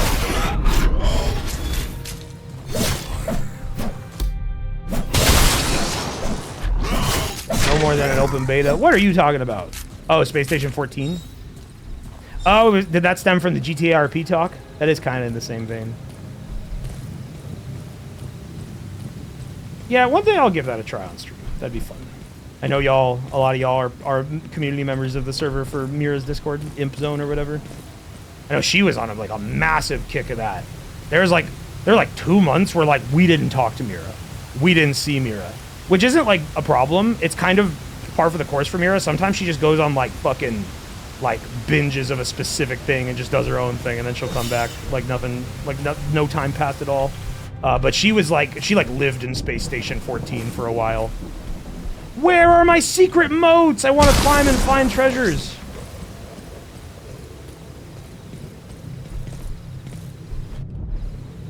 Nope. Ain't getting up there. There has to be something I can do from this fucking... this rampart.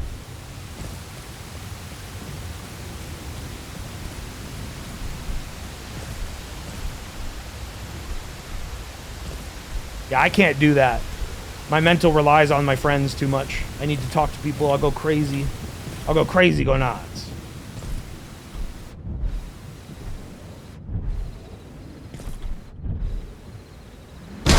Is this a way to go?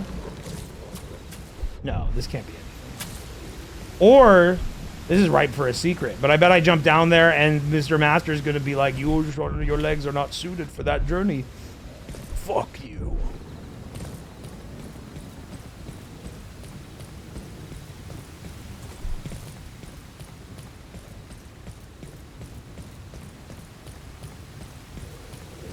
Where the fuck do I go?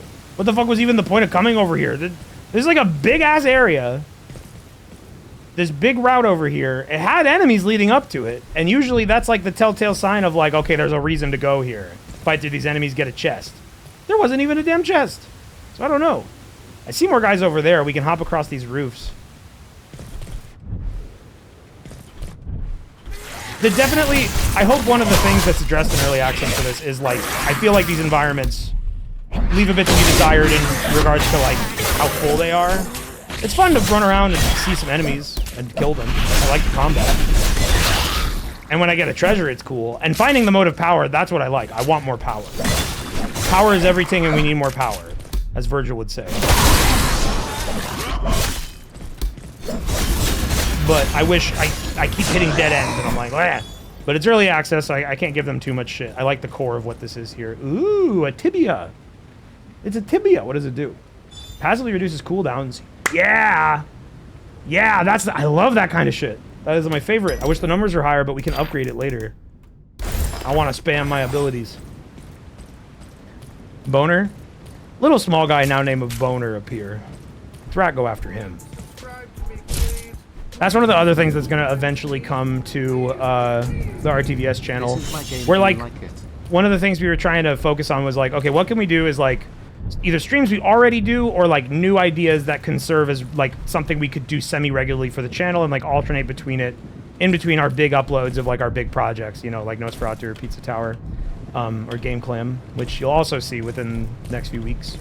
Maybe before the end of the year, maybe not. I don't really know. Depends on the schedule and what other stuff. Secret mode of power! That's what keeps me playing, baby! Yeah, that effect is so cool.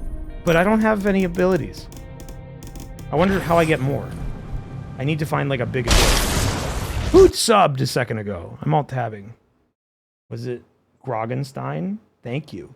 This is my game. Do you like it? Are you lying to me? Eidolon Art subbed. Thank you so much. Thank you to Eidolon Art, Rosarasso, Keter Inc., Vesperhund. Thank you very much. Thank you, Agent Hoink 10, Hubs Rottenwich, East of Hollywood, Dersh, KH2 Pence, Guffy. Thank you so much, everybody. Eidolon Art said, fund the studio space with Benry plushie money. Do you think I still have that? that was 3 years ago, and it was a good amount of money, but money is spent. that was not enough money that I'm living off it 3 years later. Yeah, money is spent, and spent on rent, and rent go bent, because it go up as fuck. So I have to pay that.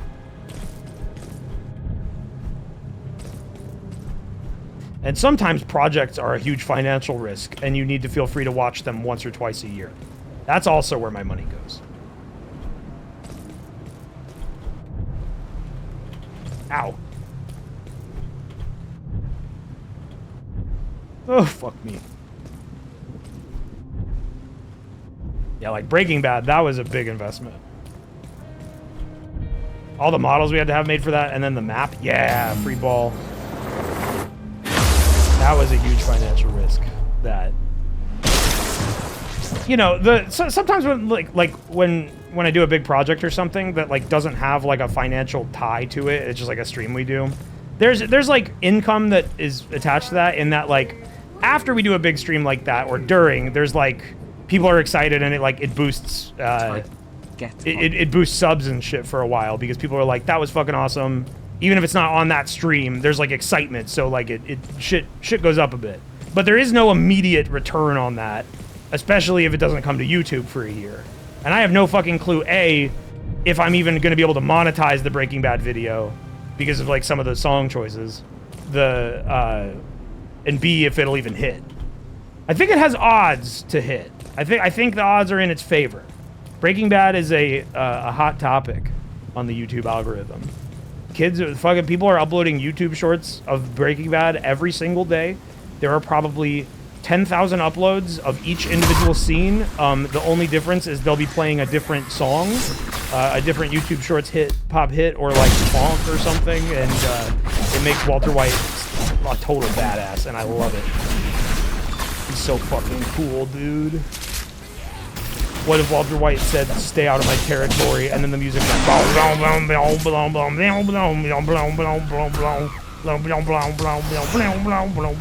Did you like my funk impression? I think it was accurate.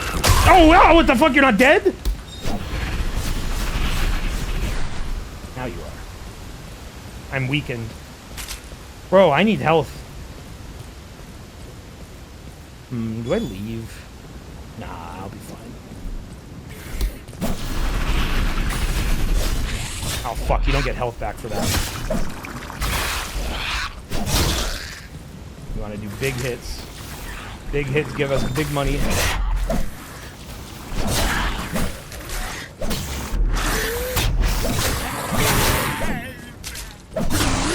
Damn. 1 health on this game gets me tense as fuck. It's scary.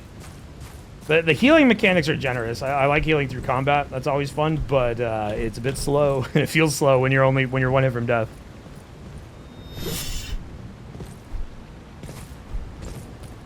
I'm so grateful I don't know what you're talking about with these Breaking Bad edits. I scroll the YouTube Shorts feed, not a ton, but it definitely happens to me where I just like perchance click on a short that actually interests me, and then I just make the mistake of scrolling and I just gawk at how much that is just a fucking... That feed is just an infinite chain of nothing. There is so much crap. And like, even if I'm not enjoying it, it like sucks you in. It's just, you just keep doing it for a bit, and I'm like, why the fuck did I just do this for 20 minutes? And then I close it. So I've been exposed to that ecosystem. I know what it's like. I can't imagine doing that as like your job or like as a side hustle. I mean, we do that, and like we've been making YouTube Shorts, but it's specifically the channels that really want to get algorithmed and profit off of the YouTube Shorts shit will like upload like infinite videos, bro. Just infinite clips. And like, you know, if you're like making your own shit, that's cool.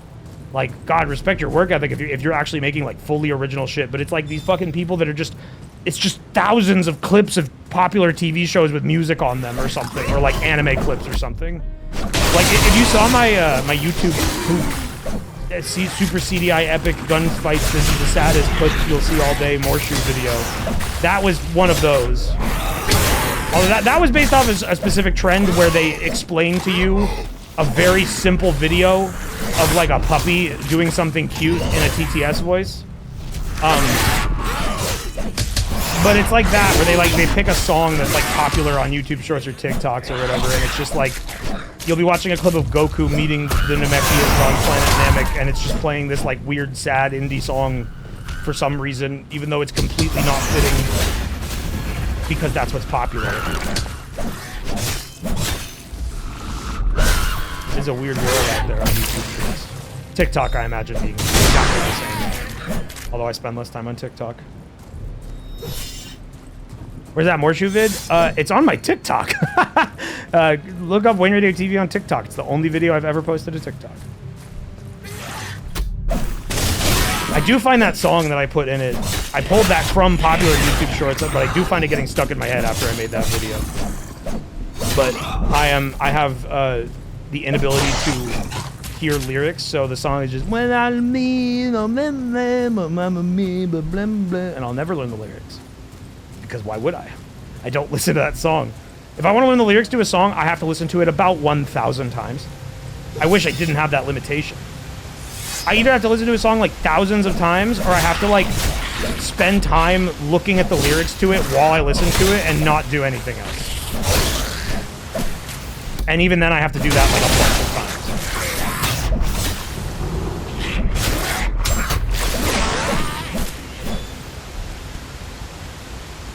Mithridium Claymore.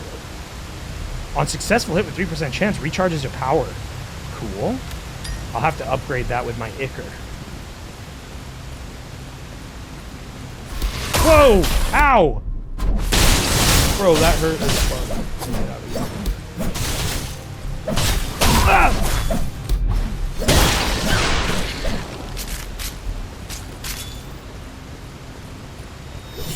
Going to be banned in the US? Yeah. Who fucking knows? I'm not a big TikTok head, and I also don't rely on it as a platform, so I'm a little bit indifferent about it, but also it would fucking suck. Because I know there is a lot of cool shit that happens on TikTok. Like I know a lot of people shit on it. Like especially if you're coming from Tumblr or whatever, which is like, you know, that's our esteemed social media site. We all know how to post right, and we don't put slop on there. But yeah, some people are definitely like anti-TikTok and anti-trends that come from TikTok, but I think there's a lot of cool shit on there, and I also think that it's a very great platform for finding things that otherwise you would never see. Like, how the fuck do you find interesting, like, people that are not super online posting things about their life on Tumblr that don't have any interactions initially? Tumblr has no discoverability, literally like net zero. Somebody has to follow you and reblog it. The only way I've ever found discoverability like that is one time I found a weird loophole in their system where I found a blog that had an old man on it. It was a guy followed me. It was like I don't remember what prompted it. It must have been when Elon bought Twitter. But a bunch of old people popped up on Tumblr, and I saw a guy follow me, and it was just like a 60-year-old man just posting selfies with like barely any text. It was not a bot. It was a real guy. And the loophole that I found on the discoverability is from that man's blog, all of his posts would have that like more like this tab, and it was an endless portal of other weird old people doing like bizarre shit. I found a lot of really funny posts that day. I have no idea where that guy's blog is, so I don't know how I could find any more of it. But it never ended. There were so many like old guys on Tumblr posting to no one because they don't know how to use it and no one's following them. And frankly, if you just signed up for Tumblr today and you weren't like I guess if you're like a fandom blogger or whatever and you like have tags that you post in and look at, that's probably how you would garner followers and stuff. But like nowadays, like if you use Tumblr like the way I do, which is just like I have my mutuals and I reblog things that make me laugh and that's it. I don't know how the fuck you would like start a blog and like get followers like that without having like a base already. Like when I came to Tumblr in like 2013 or whatever, like I had a couple people to follow already. That site does not do a great job of like putting you in a place you want to be. At least from my point. Maybe it's great if you're the super hula or whatever.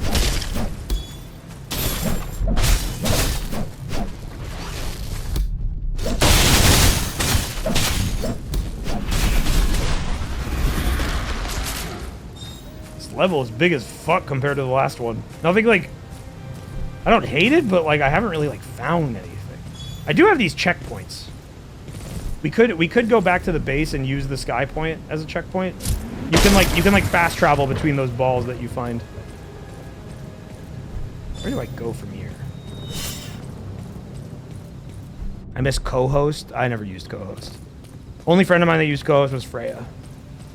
I don't really know anything about it. Where do I go from here? Is this correct? I bet it's absolutely not.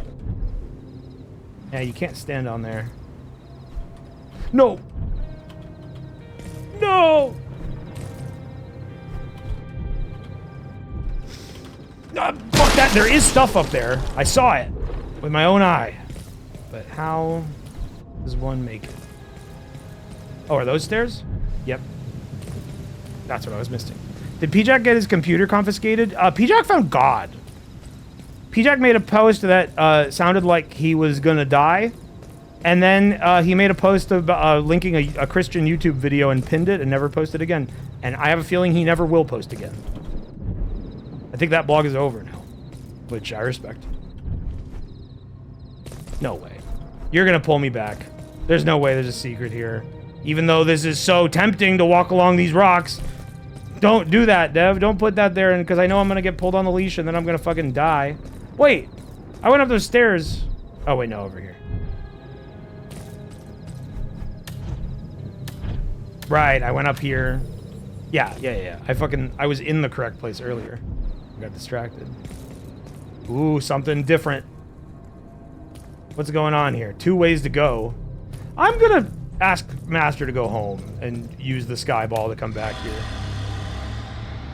Where'd he put it? The way to Americt is open. Follow the beam, and you will be home. Well, I don't see the beam. Oh, it's right there. I'm always following the beam. These guys become 100% boomers. It's not 100% boomers. It's like a 50-50 split of boomers and then like people around like our ages, my age. I say our age, but I can't generalize all of your ages. You know, like the leftist crowd is on there. And then you have like the neo-lib boomers. It's weird. I don't even know how they ended up there. Our collective age is every age. I say that, I know we have a couple fans that are like in their 50s. So I can't generalize. You're all not my age. My heart is charged to the maximum.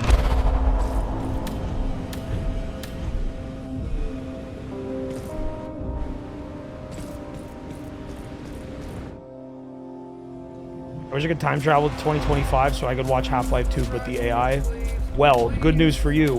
2025 starts in 16 days. Well, 46 months. Doesn't mean that's when it's going to happen. It's going to be Anyway, sometime I next turned year. 26 later this week, if that helps your math. Happy birthday! No, I don't think that affects my math at all, coincidentally. Alright, let's save some of my Ichor to spend on something else. Take 1 level. I don't like how going in that pillar takes my Ichor for my levels, but also doesn't tell me how much it's going to spend. It doesn't give you any information on that. I'm gonna manage your items. I definitely want to upgrade my tibia. I want my thighs very strong. I haven't found any other runes. These are not dropping. I found it gives you one in the tutorial, and then I found one in the tutorial as a random drop. And then I like the rose. I like my barbarian blade. That shit does a lot of damage, and it fills me with anger.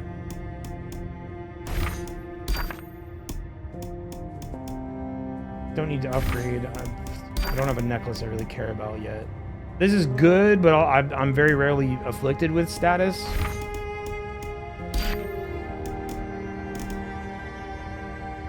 Physical and fire damage by 2% for each active charge. That seems good, but it's low rarity. We could upgrade it. Yeah, let's upgrade our tibia. Where is it?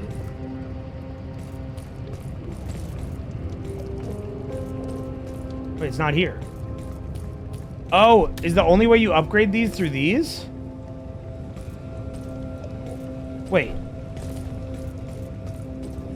But my necklace is over here. Oh, no, there it is. There it is.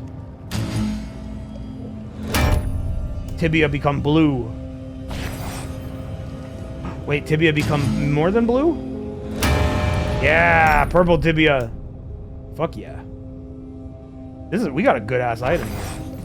It's got a good random roll on it, and I like the core effect.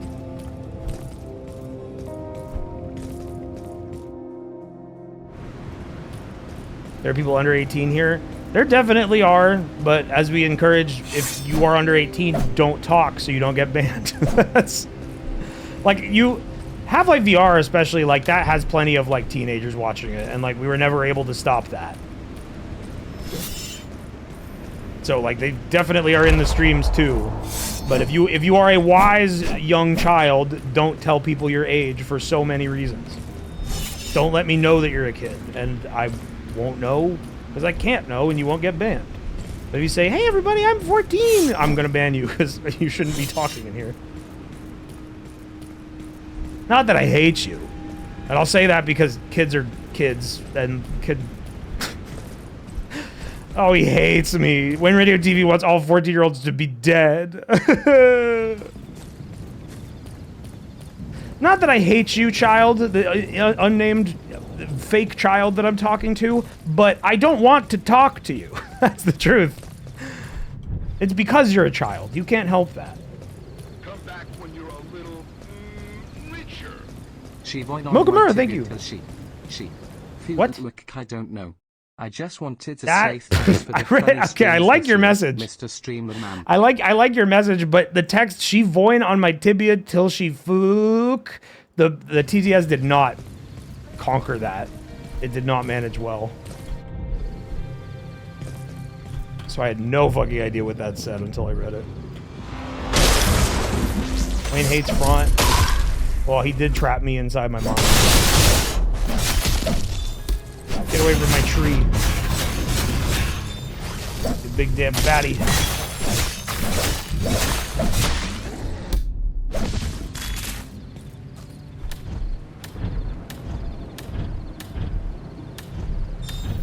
More of this. Do more of that. Dev. Anytime it has me like go up a thing like that with the anchor points, it feels awesome. I can't tell you what it reminds me of. Some like PS2 game. Similar movement. I never liked any of his sons. Well, no, here's the thing. If I'm in like a fucking grocery store and like a kid with his mom runs up to me and says like, hey, look at this, and he shows me a red ball, I'll be like, that's awesome. I'll talk to a kid in that capacity. I don't want to talk to teenagers online. Because I'm 28 years old. Citadel's Depths. Here we go, something different.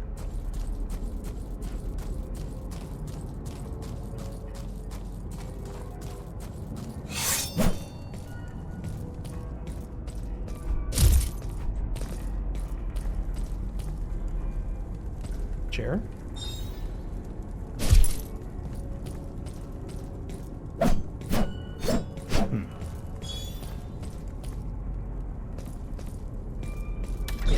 Oh, God, fuck you.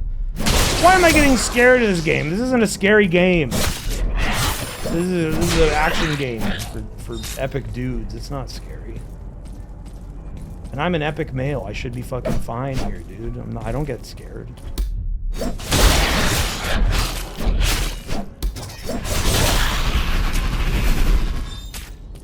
I made a whole damn tutorial on how not to get scared. And here I am getting scared. I guess I'm not. Oh! Put that. I already have that.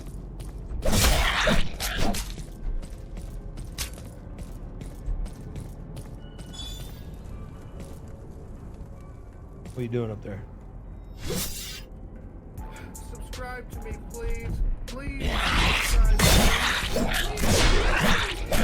Thanks, Kiss-Me. 234. You're not using the skills you pioneered. I thought you were talking about my gameplay, and I was about to press 1 or 2 or 3 and prove you wrong.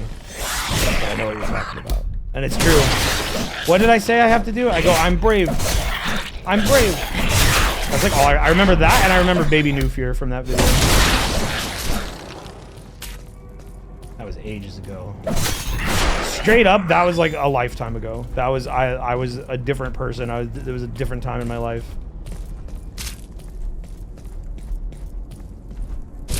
Nothing was the same.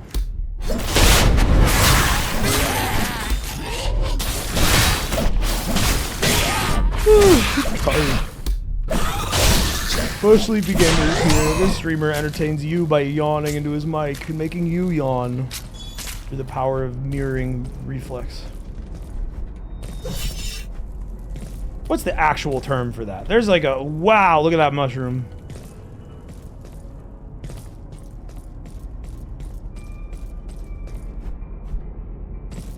What are they talking about?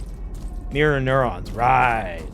You could be totally wrong, but right. You're probably right, but right.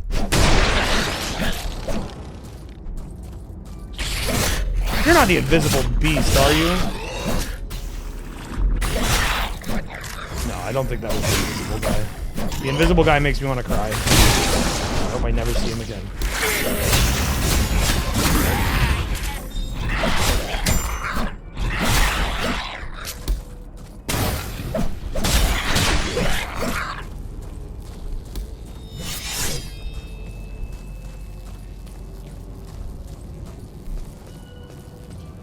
Some big caves.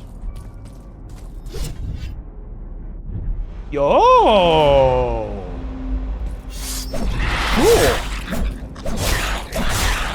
Cool. We were like clowning on the environments a little bit, not in like a negative way, but the Elden Ring comparisons were very real. This is cool. This is a cool ass environment. Good job, art.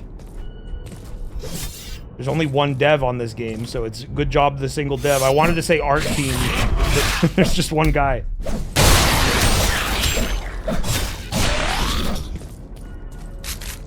What that? Minor runes of energy flow. Wow, we haven't seen one of these. Performing runic strikes reduces cooldown of all powers by 2%. Okay. I don't want that at 2%. That's worse than the one that I have, but maybe I upgrade that because I like the cooldown stuff. I want to be able to spam my one ability.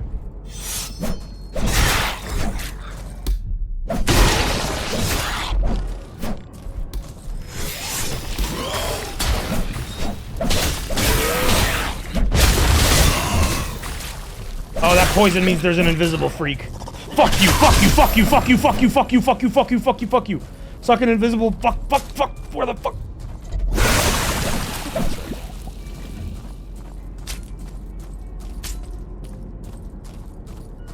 When will Wayne turn into 2% milk? I only drink whole milk, so I never.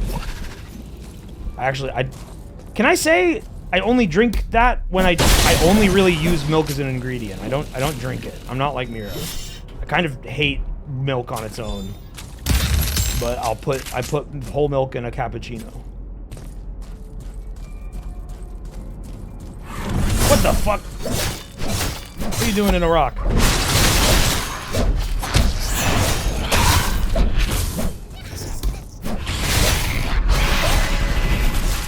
Oh, perhaps it may give me a blue man. Whoa, a lot of shit. Oh, ancient minor runes of energy flow. Let's pog, chat, let's go. Let's hype train. We got a loot drop. Woo! Please subscribe to me. Necromantic Goblin. On hit, there's an 18% chance to peel some ichor if the target is an Ot rat. What is that? I don't know what that is. Jeez. More runes of energy flow. Cool. I guess we have a different option for the random roll there. Ring of Murder. Every 8.5 seconds applies a marked effect on a random target nearby. Next hit to marked target, guaranteed crit. Fuck yeah. I'll eat that. I want a Ring of Murder. Yeah, give me that. Give me that. I'll take that. And what was the other thing? The rune. We got 2 minor and major. Wait. Oh, these are different? Performing runic strikes reduces cooldown of all powers by 3%. Reduces cooldown of all powers by 2.25 for each rune charged and each rune spent by runic strike. Oh! So this one just does it. Wait, are these the... for each rune spent? For each rune charged? Oh! So this does the same thing, but it's also when I get them, not just when I spend them. Okay, that's awesome. That's cool as fuck. And then we get 5% bonus damage each time I kill a monster. Wow, that might be like fucking best in slot. It's BIS, as they say, if I was a Dark and Darker streamer. But if I say that to you all, you're just gonna think I'm speaking tongues at you.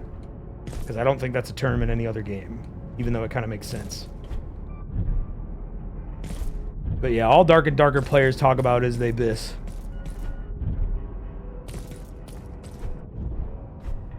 All they know is talk about they BIS, eat red potion, and mine.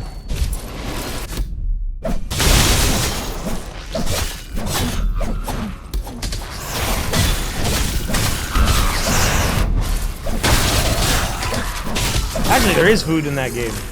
There's a muffin. Very rare. It's like one of the rarest items in the game. There's like a 1% chance in a specific area that a chocolate chip muffin will appear. And I don't remember what it does. It does something crazy. But I'll never know because I'll never find it. I still haven't. I've played so much fucking Dark and Darker. I've still never found like a rare item. Not a rare item as in like I found like legendary items or whatever. But they have like artifacts which are like named magical items that have a special effect. I've never even seen one. They're so fucking rare, and I don't think that's ever gonna change. And I've like done the things that get you there multiple times, and I've just never found one. There are a lot of guys on top of this mushroom. This is getting hazy.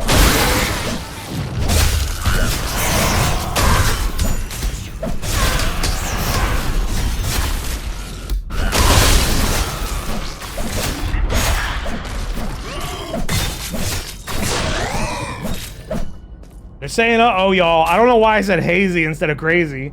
Ring of the Floating Butterfly. Perfect Dash conjures my illusory copy that slashes a random monster. That's fucking cool, bro. It's worse than my Ring of Murder, but I could upgrade that. That's a really sick effect. I already have one of these. It's a little horse.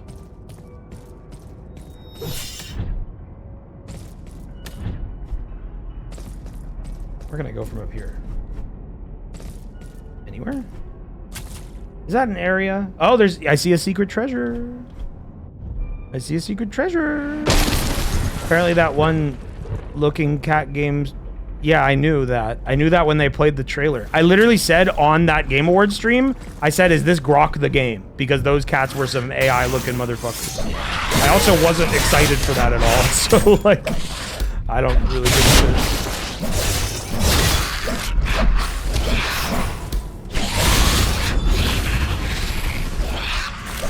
How could I even be excited? That was like a video of nothing.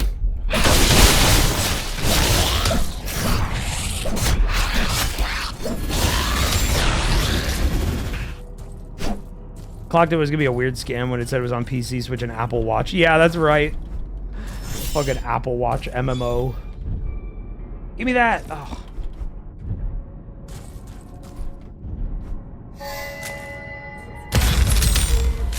What do I get? Mithridium Claymore. It's a temper. That's better than the other one we have. And Emerald Heart. Everyone is hey! having a good night so far. Thank you, DJ Professor K. Thank you for your sub! Appreciate it a lot. But yeah, this is just impromptu. I just wanted to play this game and thought it'd be cool to show off on stream. So we just been hanging, we chilling, we chatting. Talking about anything. Words cannot describe how much I want to know what Apple MMO Watch would be. See, here's the thing. I imagine whatever the fuck the Apple Watch version of the game, it's probably just like a fucking, like, pedometer, right? Like some Pokemon, like, Perfect Pearl Emerald or whatever the fuck it was that had the little Pokeball you would put the Pokemon in and it would count your steps. I bet it's just like that. You probably walk around and you find AI cats. And you have no fun.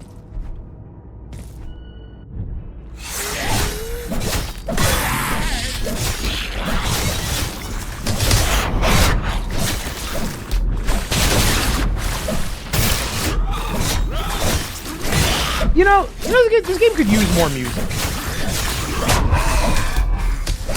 I feel like that is what this is missing. I get they're doing a kind of Souls vibe here, but they describe this as a hack and slash. And when I think hack and slash, I think of like Devil May Cry. And you know, I did say this kind of has like a little bit of like Overkill vibes, kind of in the way that it plays, in the way that it's like very intense action, hyper movement. Like, give me some fucking tunes here. When I play off stream, I definitely will put on some music while I play. Maybe we'll get to a boss and there will be a cool song, but like, I'm going through these big environments, killing a lot of enemies, and like, I think it would feel a little bit less empty if there was something cool playing while I did it, but there's no music.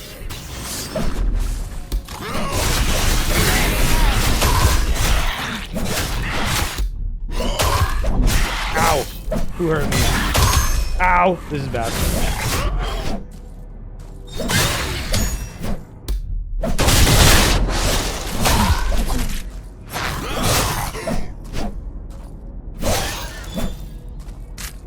Another Ring of Murder. That's a rinky-dink Ring of Murder. That shit. Gray. Do you like to play puzzle game? It depends. Generally, no, though. I read that as Bean Boy from Sonic Crazy Colt. That immediately evoked that in my memory. Do you want to play numbers game? Do you like colors and shapes? Says J-Tank. Yeah, I do. Yeah, favorite puzzle game, when the one where you have to, there's like these shapes and holes and you gotta find the right one. That shit tests my limits. It's nearly broken me. So like puzzle games, I do like certain ones, but I never finish them. I always get to a point where I'm like, okay, this has exceeded the amount of brain power that I've enjoyed spending here. Where it's like I could probably keep playing, but it just takes me so long that like most of the game is no longer gameplay, and I'm just sitting there thinking. Like that's what happened to me with Baba Is You.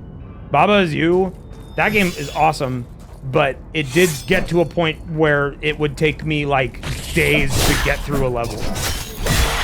And at that point, I'm just like, oh, I'd rather do something else. Thank you, Random Gooberness. There are mushrooms. Yeah, I like this environment. Have I been up there? I'm kind of like in a trance just killing these guys. And the exploration here is so open-ended. I can't tell if I was up there and I killed some guys on top of it. Have you heard about Enigma of Fear? Nope. No clue what that is.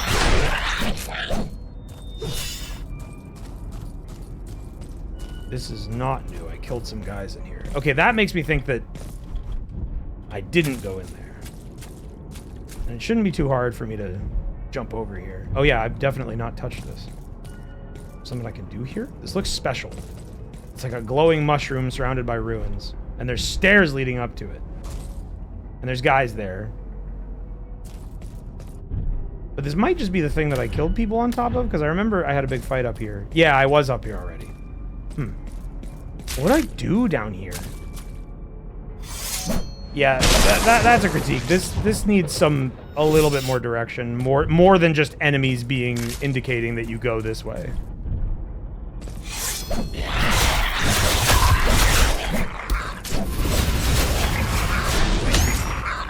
What'd you drop? Twin fused heart. Oh, no, I have one of those. I'll take it. Wayne hates money. He's ignoring the subs. I thought I didn't. Didn't someone... What the fuck are you talking about? I'm scrolling up. What are you talking about? I thanked Random Gooberness. That was the last sub. What are you talking about?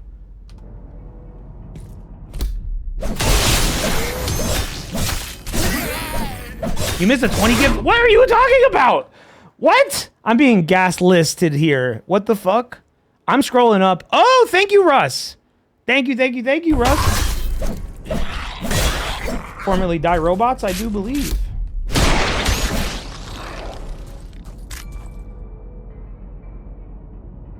Ooh, Runic Strike copies. Hold on, I want to use that for a bit just because that's cool. That's a better version of this one. Oh wait, no, that is the one I already had before. I thought that was new. Okay, I wasn't being lied about the subs. Thank you so much. I appreciate that a lot. Thank you, Lime Cat Master. I see that one. Did it not do an alert for that? For Russ's? I don't know. No, don't you dare say that about me. I only give any fuck about HelloFresh for 2 streams out of the month.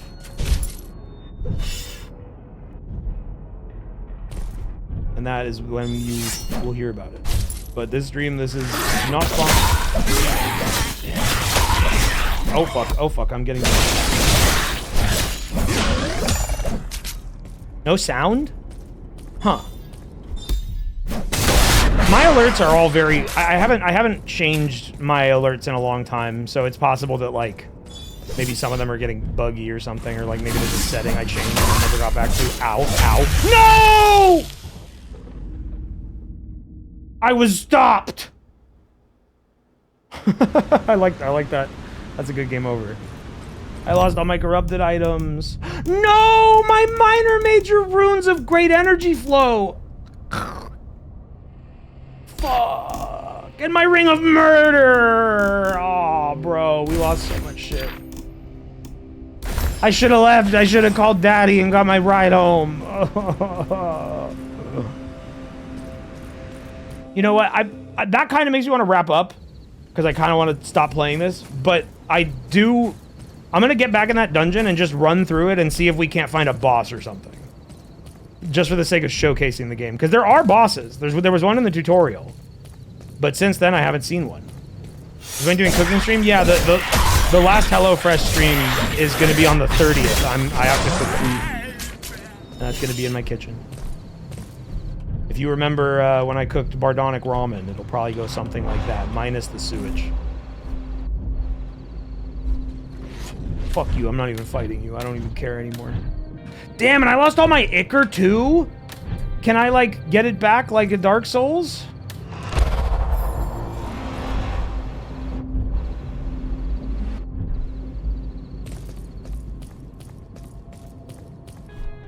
I hope so. Are y'all doing anything for Christmas? No, but Scorpy's doing a New Year's stream. I guess the Breaking Bad video is probably going to launch before Christmas. That was my goal, is to have it. My personal deadline was... Well, like, the goal was the 23rd. The deadline was end of the year. Fuck all of you. I'm not fighting you. I hate you. I hate you. I hate you. I hate you. I hate you.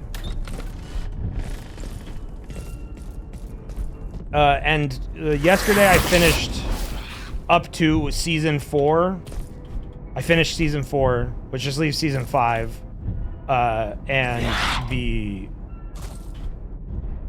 Which is like 70 minutes or so of subs. No, more like 65, because there's a couple parts that I did ahead of time. And like my workflow, I can consistently get done like 10 minutes a day, which doesn't sound like a lot, but it is a lot, considering like some are animated. There's like, sometimes you're gonna add effects and stuff. And also sometimes it is not so simple to hear what the fuck is even being said, because the Gmod codec is hell.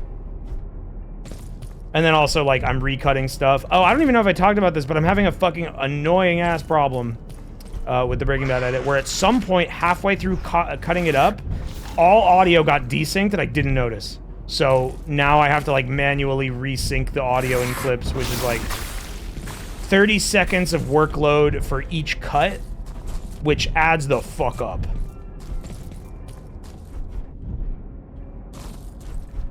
So yeah, but I do think with what's left that should be done by the 23rd. Although I do have to figure out a thumbnail. That's some extra work.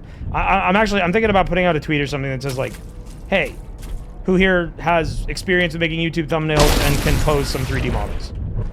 Because I have an idea in my head of what it will be. I'm going for... The video's not going to be titled Breaking Bad, but the AI is self-aware. That title will still be in the video. But that title pretty much solely was for the joke of the bait and switch, which no longer is relevant. And now the goal is to have the content stand on its own as much as possible. So it's going to have like some YouTube-y name, like... I haven't finalized anything, but something along the lines of like...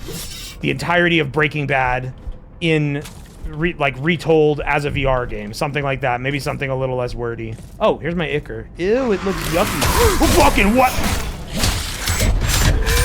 Oh, all my items too! Okay, cool. Alright, so if anybody was disappointed about that mechanic, like if you were thinking of trying this, check that out. Oh, get the fuck away from me. You will not kill me. I must reclaim my items.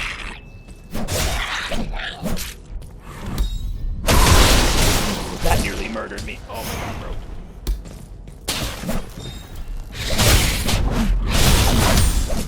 These guys are fucking strong. These dudes that do these like whirlwind attacks.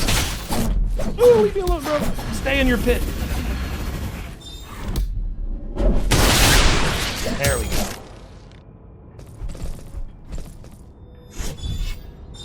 Yay! Yay! Cool. Yeah, that hurt. That felt bad. That almost made me want to turn off the game, but now I know we can get all our corrupted toys back.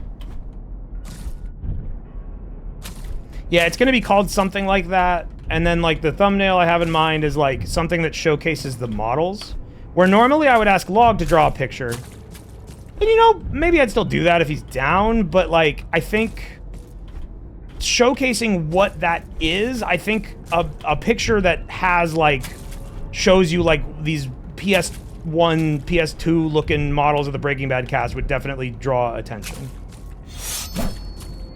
So I'm imagining like something with like their faces cascading, like the way they did in like Breaking Bad source promotional material, like those old posters where they're yellow. Although I don't know if I would make them yellow.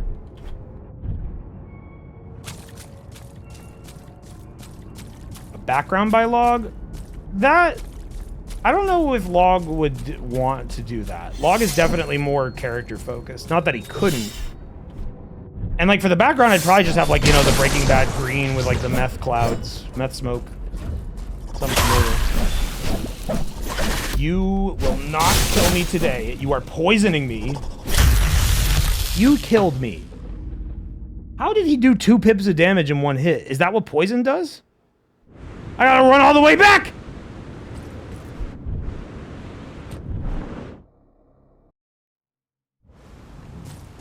Could be Walter's face. Well, but then the models will cover it. If I'm showcasing the models' faces, that's the whole thumbnail. Those need to be big. Like if you look up the Breaking Bad posters that are just like Walter and Jesse's faces cascading, like that's the whole poster.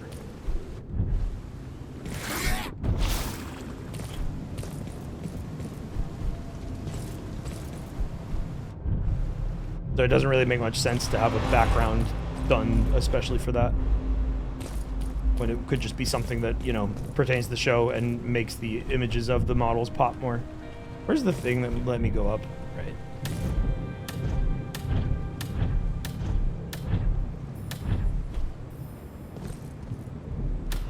Round 3! Alternate throne with the rest of the BB cast at his feet. Well, that's the thing. I don't think that pops. That's not a bad idea for an image, but it needs to be something where someone can see it at a distance and know, like, you know, pull some information from it. If it's like the models and the models on the throne and the cast is around him or whatever, like, that's a very, like, high detail, many subject picture. That's not really gonna, I feel like that might not make it, unless you do, like, a really close camera angle, but, like, I don't think people are gonna be able to tell, like, what the fidelity of the models are. And, like, see that there's like custom shit made for it, you know. Showing off the faces and like the textures of them especially, I think will be good because there are models of Walter White and other Breaking Bad characters on the workshop already. That already exists, but none of them have like the look of the one that we gave it. So yeah, I think that will stand out. That is my idea. Hopefully it works. I'm also thinking of potentially, like, if I end up commissioning someone to put that together, having a couple of them made. So maybe the throne idea, maybe that could work.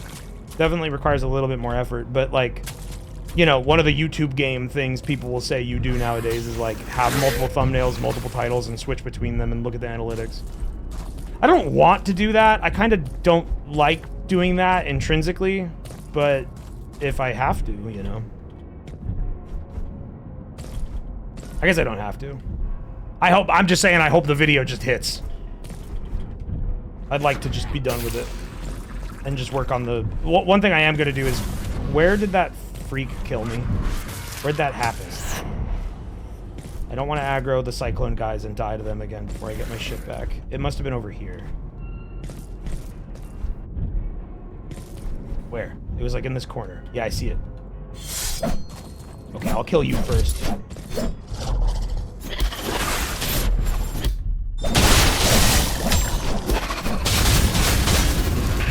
It didn't die. It lived. Yep. Did it live again? I have no idea. Give me that!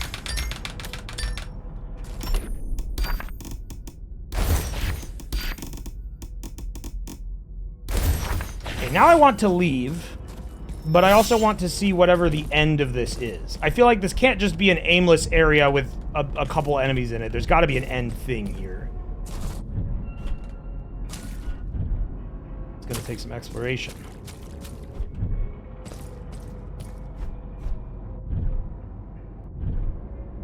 There also could be a number of secrets we haven't found yet. There's a chest over there.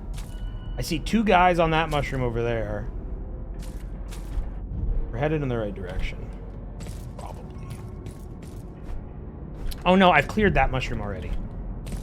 What? Where is the end of this? Ooh, cool. Swear to God, if some of the items fell. Red steel broadsword. Ah!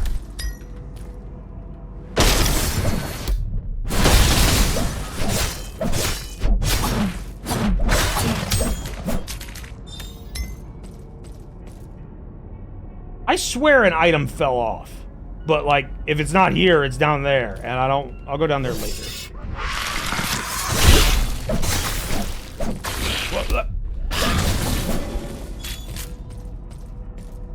Hey, man. Is your heart a burning skull of rage because you're so happy to see me? Oh, fuck.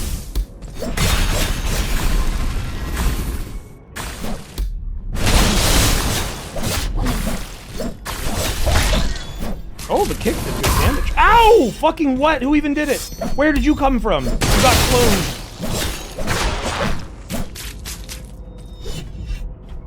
Okay. So. We died here. Then we died there. And I did see over here there are like some more ruined sections, but they don't look like they would have anything in there.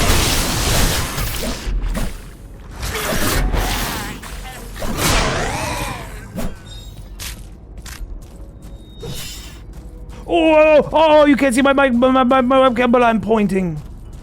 There's a motive power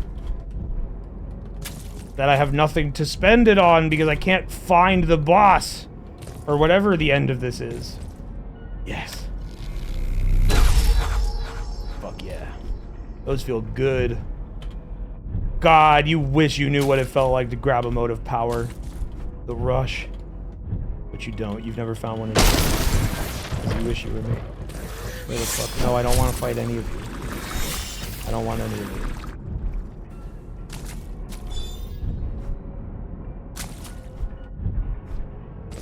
I see another secret chest. I'm finding plenty of secret chests, but no fucking... nothing else. Can I make that? Yeah.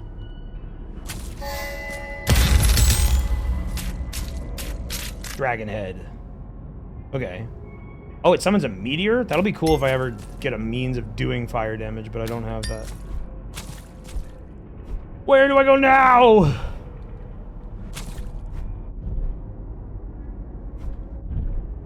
There has to be an end, right? There's got to be a place we can go.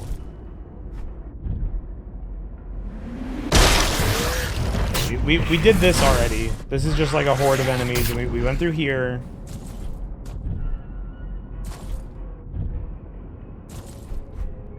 How similar is it to Adderall? The motive power? Oh, it's nothing like it. It's like fucking crocodile.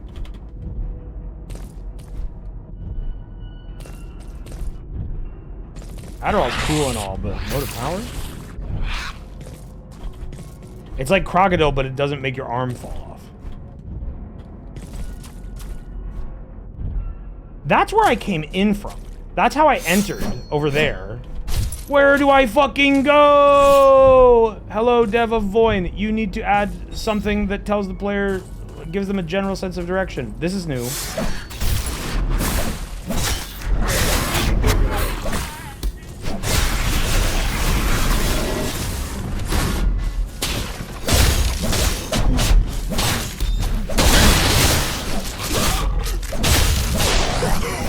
Okay. We killed all that. This is a wall. Like, I don't mind exploration. Wait, no, I have been here. What? I have been here. I remember standing on these very rocks. I don't mind exploration, but the issue is I have not, it's been so long since I've seen anything, like, important. Is it that way? I guess we are in the depths. It's gotta be this. There's, like, red fog.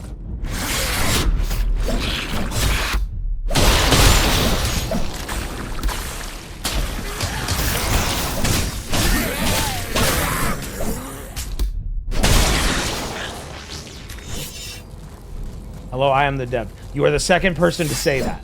And they've explicitly said there is only one dev. Okay, this is it. We finally found it.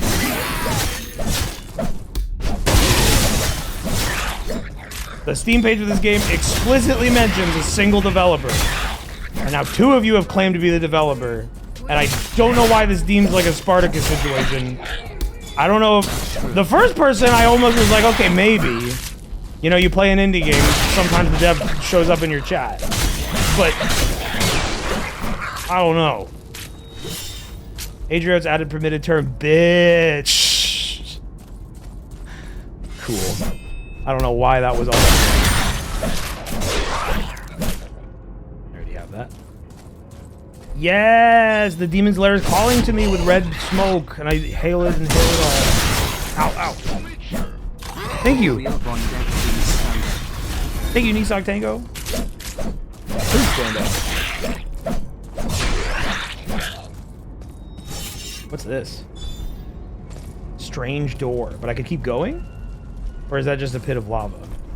That's a hole I can jump in. Bro, there's too much. Okay, now I'm suddenly like seeing cool stuff. What's going on? I'm going in the strange door. Oh, it's a shortcut? How close am I to the nearest cool ball? There's an exit. Oh. The heavens themselves mark Wait, your passage. Is that the tree that I'm always right next to after the start? I think it is. Oh geez, Wayne the dev. You got me. You got me. I made the game.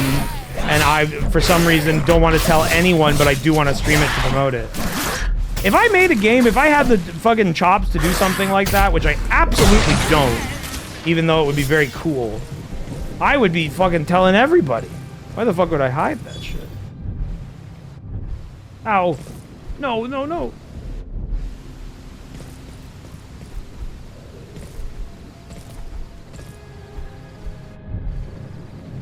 Yeah. Okay, so we just take a right and then jump down, and then we can go through the strange door.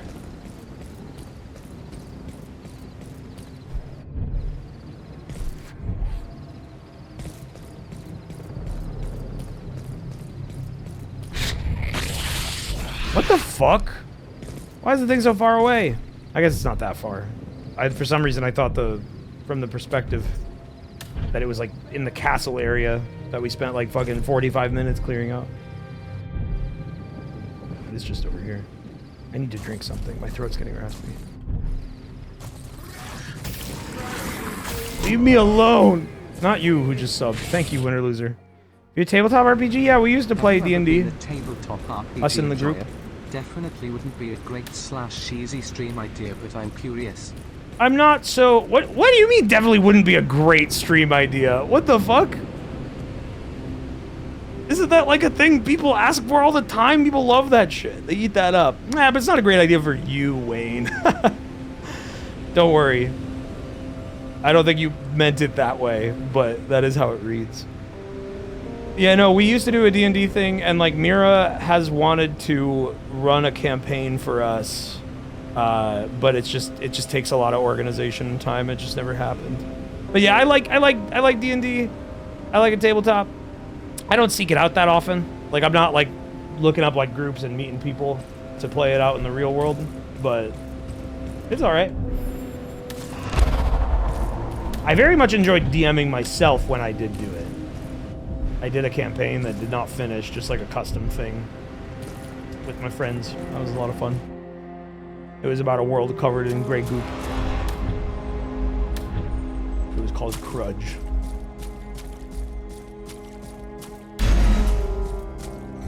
It was very like, you know, it was that like serious, silly tone that I like to put in all my shit that y'all know about. Where it was like, we did do just like genuine like fantasy stuff and like serious plot beats, but then it was also like, okay, you've been teleported to a circus clown's world and you need to earn tickets to escape. That was my favorite part and probably the group's favorite part as well. I think that's the one we look back on the most fondly.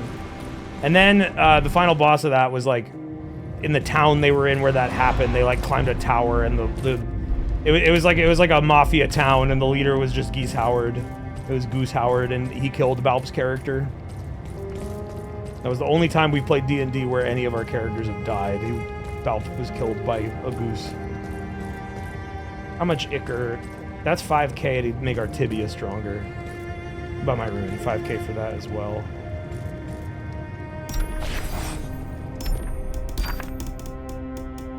Where's my cool sword? What does this do? This is just another... Okay, this has the Burning Rage thing, but it swings faster. And it's got way better stats than the Barbarian Blade. But I like the big damage. Oh, it's also Burning Rage. Oh, yeah, we should try using that. That's cool.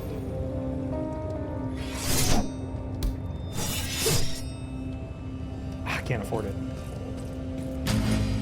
Alright, well, I'll hang on to my Ichor, I guess. Is it glowing up there? Is that always glowing up there? Yeah, I think that was always glowing up there. Alright.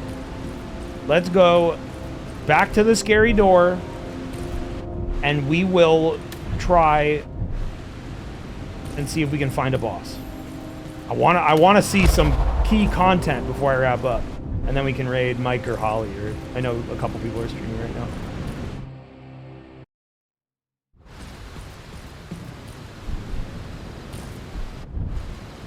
How do you earn tickets in Clown World? There were like mini games.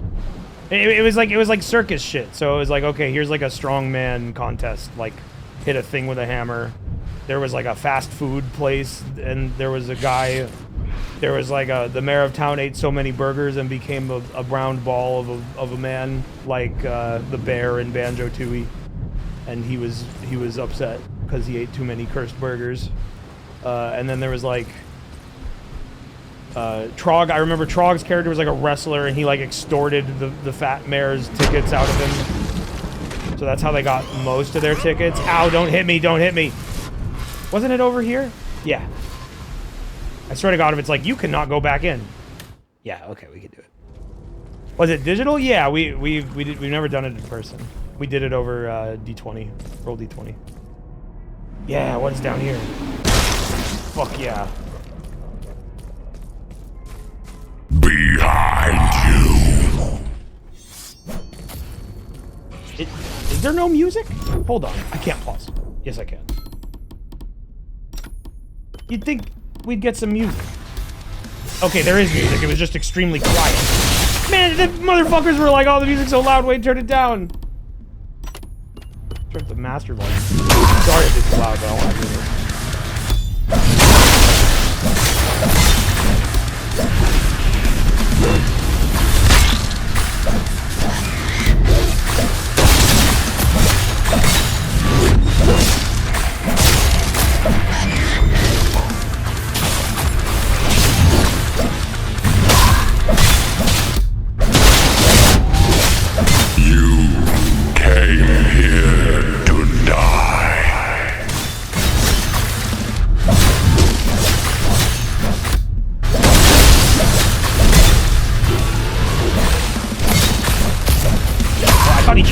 Oh, what the fuck is he doing now? Okay, he's got some fucking phase 2 mechanic. Explosions.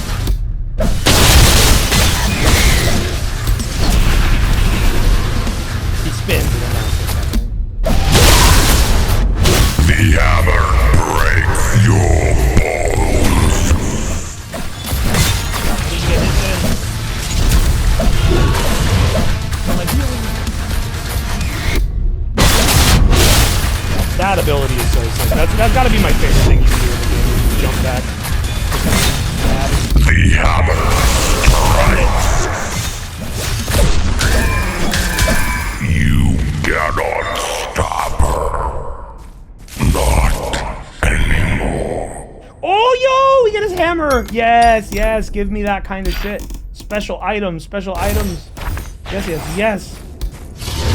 Fuck yeah. Yeah! I didn't even read what it did. I just got excited for a boss weapon.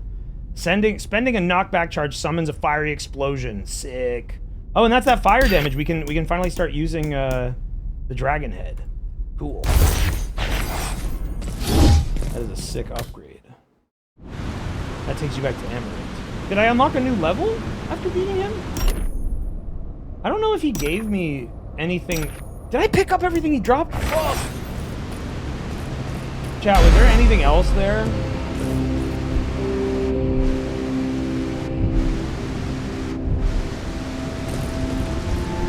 He had a second purple thing. Yeah, I just like freaked out. It's not that. It's not that.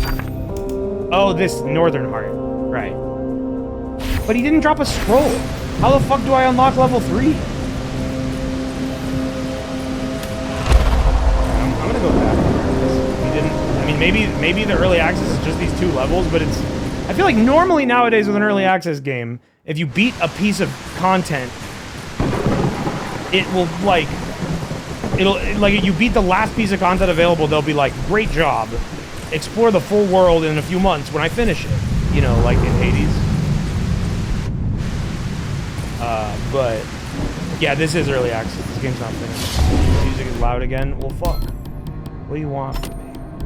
I guess what you want from me is quieter music. But yeah, I could not hear fucking anything. Oh, this thing is meaty. I was maybe hoping for like a more unique swing pattern. I guess it's a little bit different than the swords. Let's try this. Did I not do it? Oh, they crit for like 600. This does so much more damage than anything else I had before. Yeah, I think I'm not able to even expend a knockback charge because I'm just one shot. The Steam description says it has 2 levels. Oh, so I beat the game.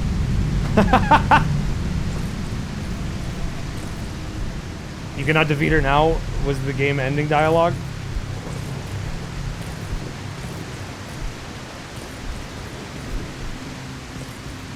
Well, okay. If that really is the end, I do think this... Nah. I was gonna critique the price, but like, it'll be more eventually. That's how early access works. I know some early access games, it starts lower and the price goes up. It's just 20 bucks. But it's not that bad. I don't mind paying for something cool. It's a lot of hard work putting into this. But I did expect to be able to go a little bit longer. I'm going back in, just in case there was, like, something I missed. Maybe it said when the text box in your hub area popped up. No, that was, like, the tutorial text thing the first time you go there.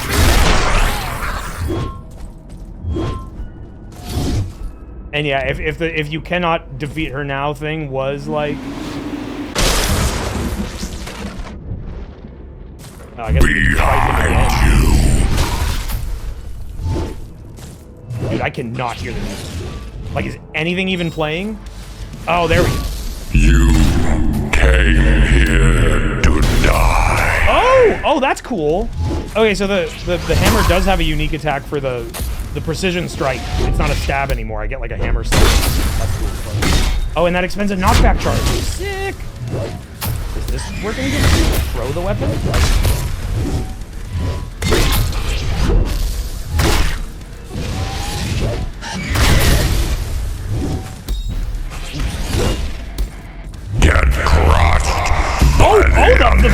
The skill is completely different. I don't throw it anymore. I do like a whirlwind skill. Like centered on me. Oh, what does my 2 do? Nah, I just charge it with lightning and I get faster attack. You guys probably can't fucking see anything with me and him both making fire particles. But I pressed 3 and I was spinning very fast and hitting him many times. It was very cool. The hammer strikes. Oh, fuck.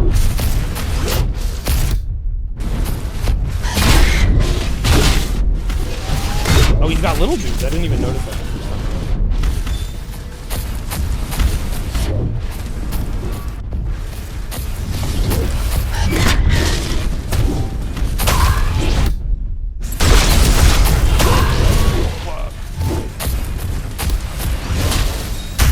Oh, what even hit me? Okay, I guess that is the end of the game. Well, I didn't mean to, but I showcased the whole game. Yeah, anyways, this is VOIN. It's 20 bucks.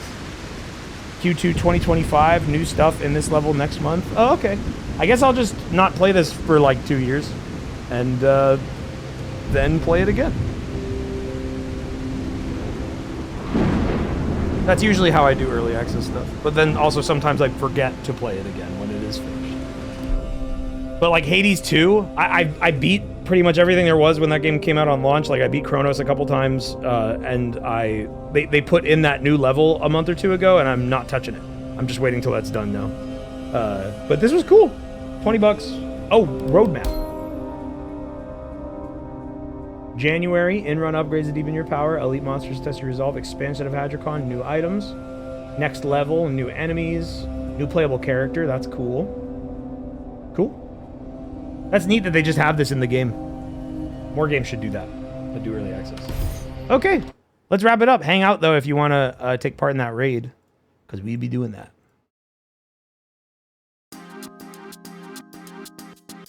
Did not expect to beat the game. It's sad though that there's not much else to do right now because I wanna bust that hammer out on some fools. That fucking weapon was so fun.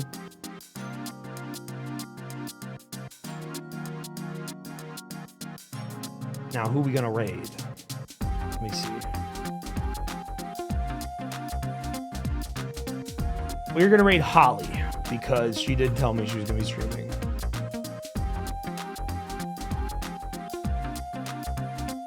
Is Mike live right now too?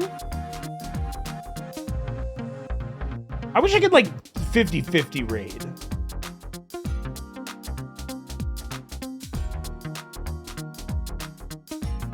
Yeah, I'm gonna send y'all to Holly. But I will say as well, if you don't want to watch Holly stream, or you do want to watch Holly stream, but you also want to watch Mike stream, part of this raid also go to twitch.tv/Spagoner, which I can link that in the chat. He's playing a tabletop game, Troika. I don't know who he's playing with.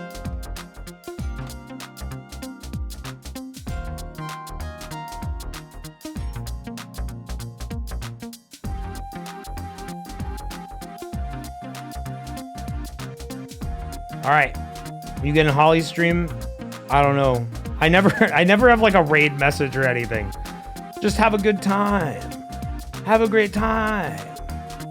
Say you cannot defeat her now or something. I don't know. No, don't do that. Don't do that. I don't want you to do that. If I see you doing that, I'm a mod in there. I'll just ban you. Bye-bye. Bye-bye, everybody.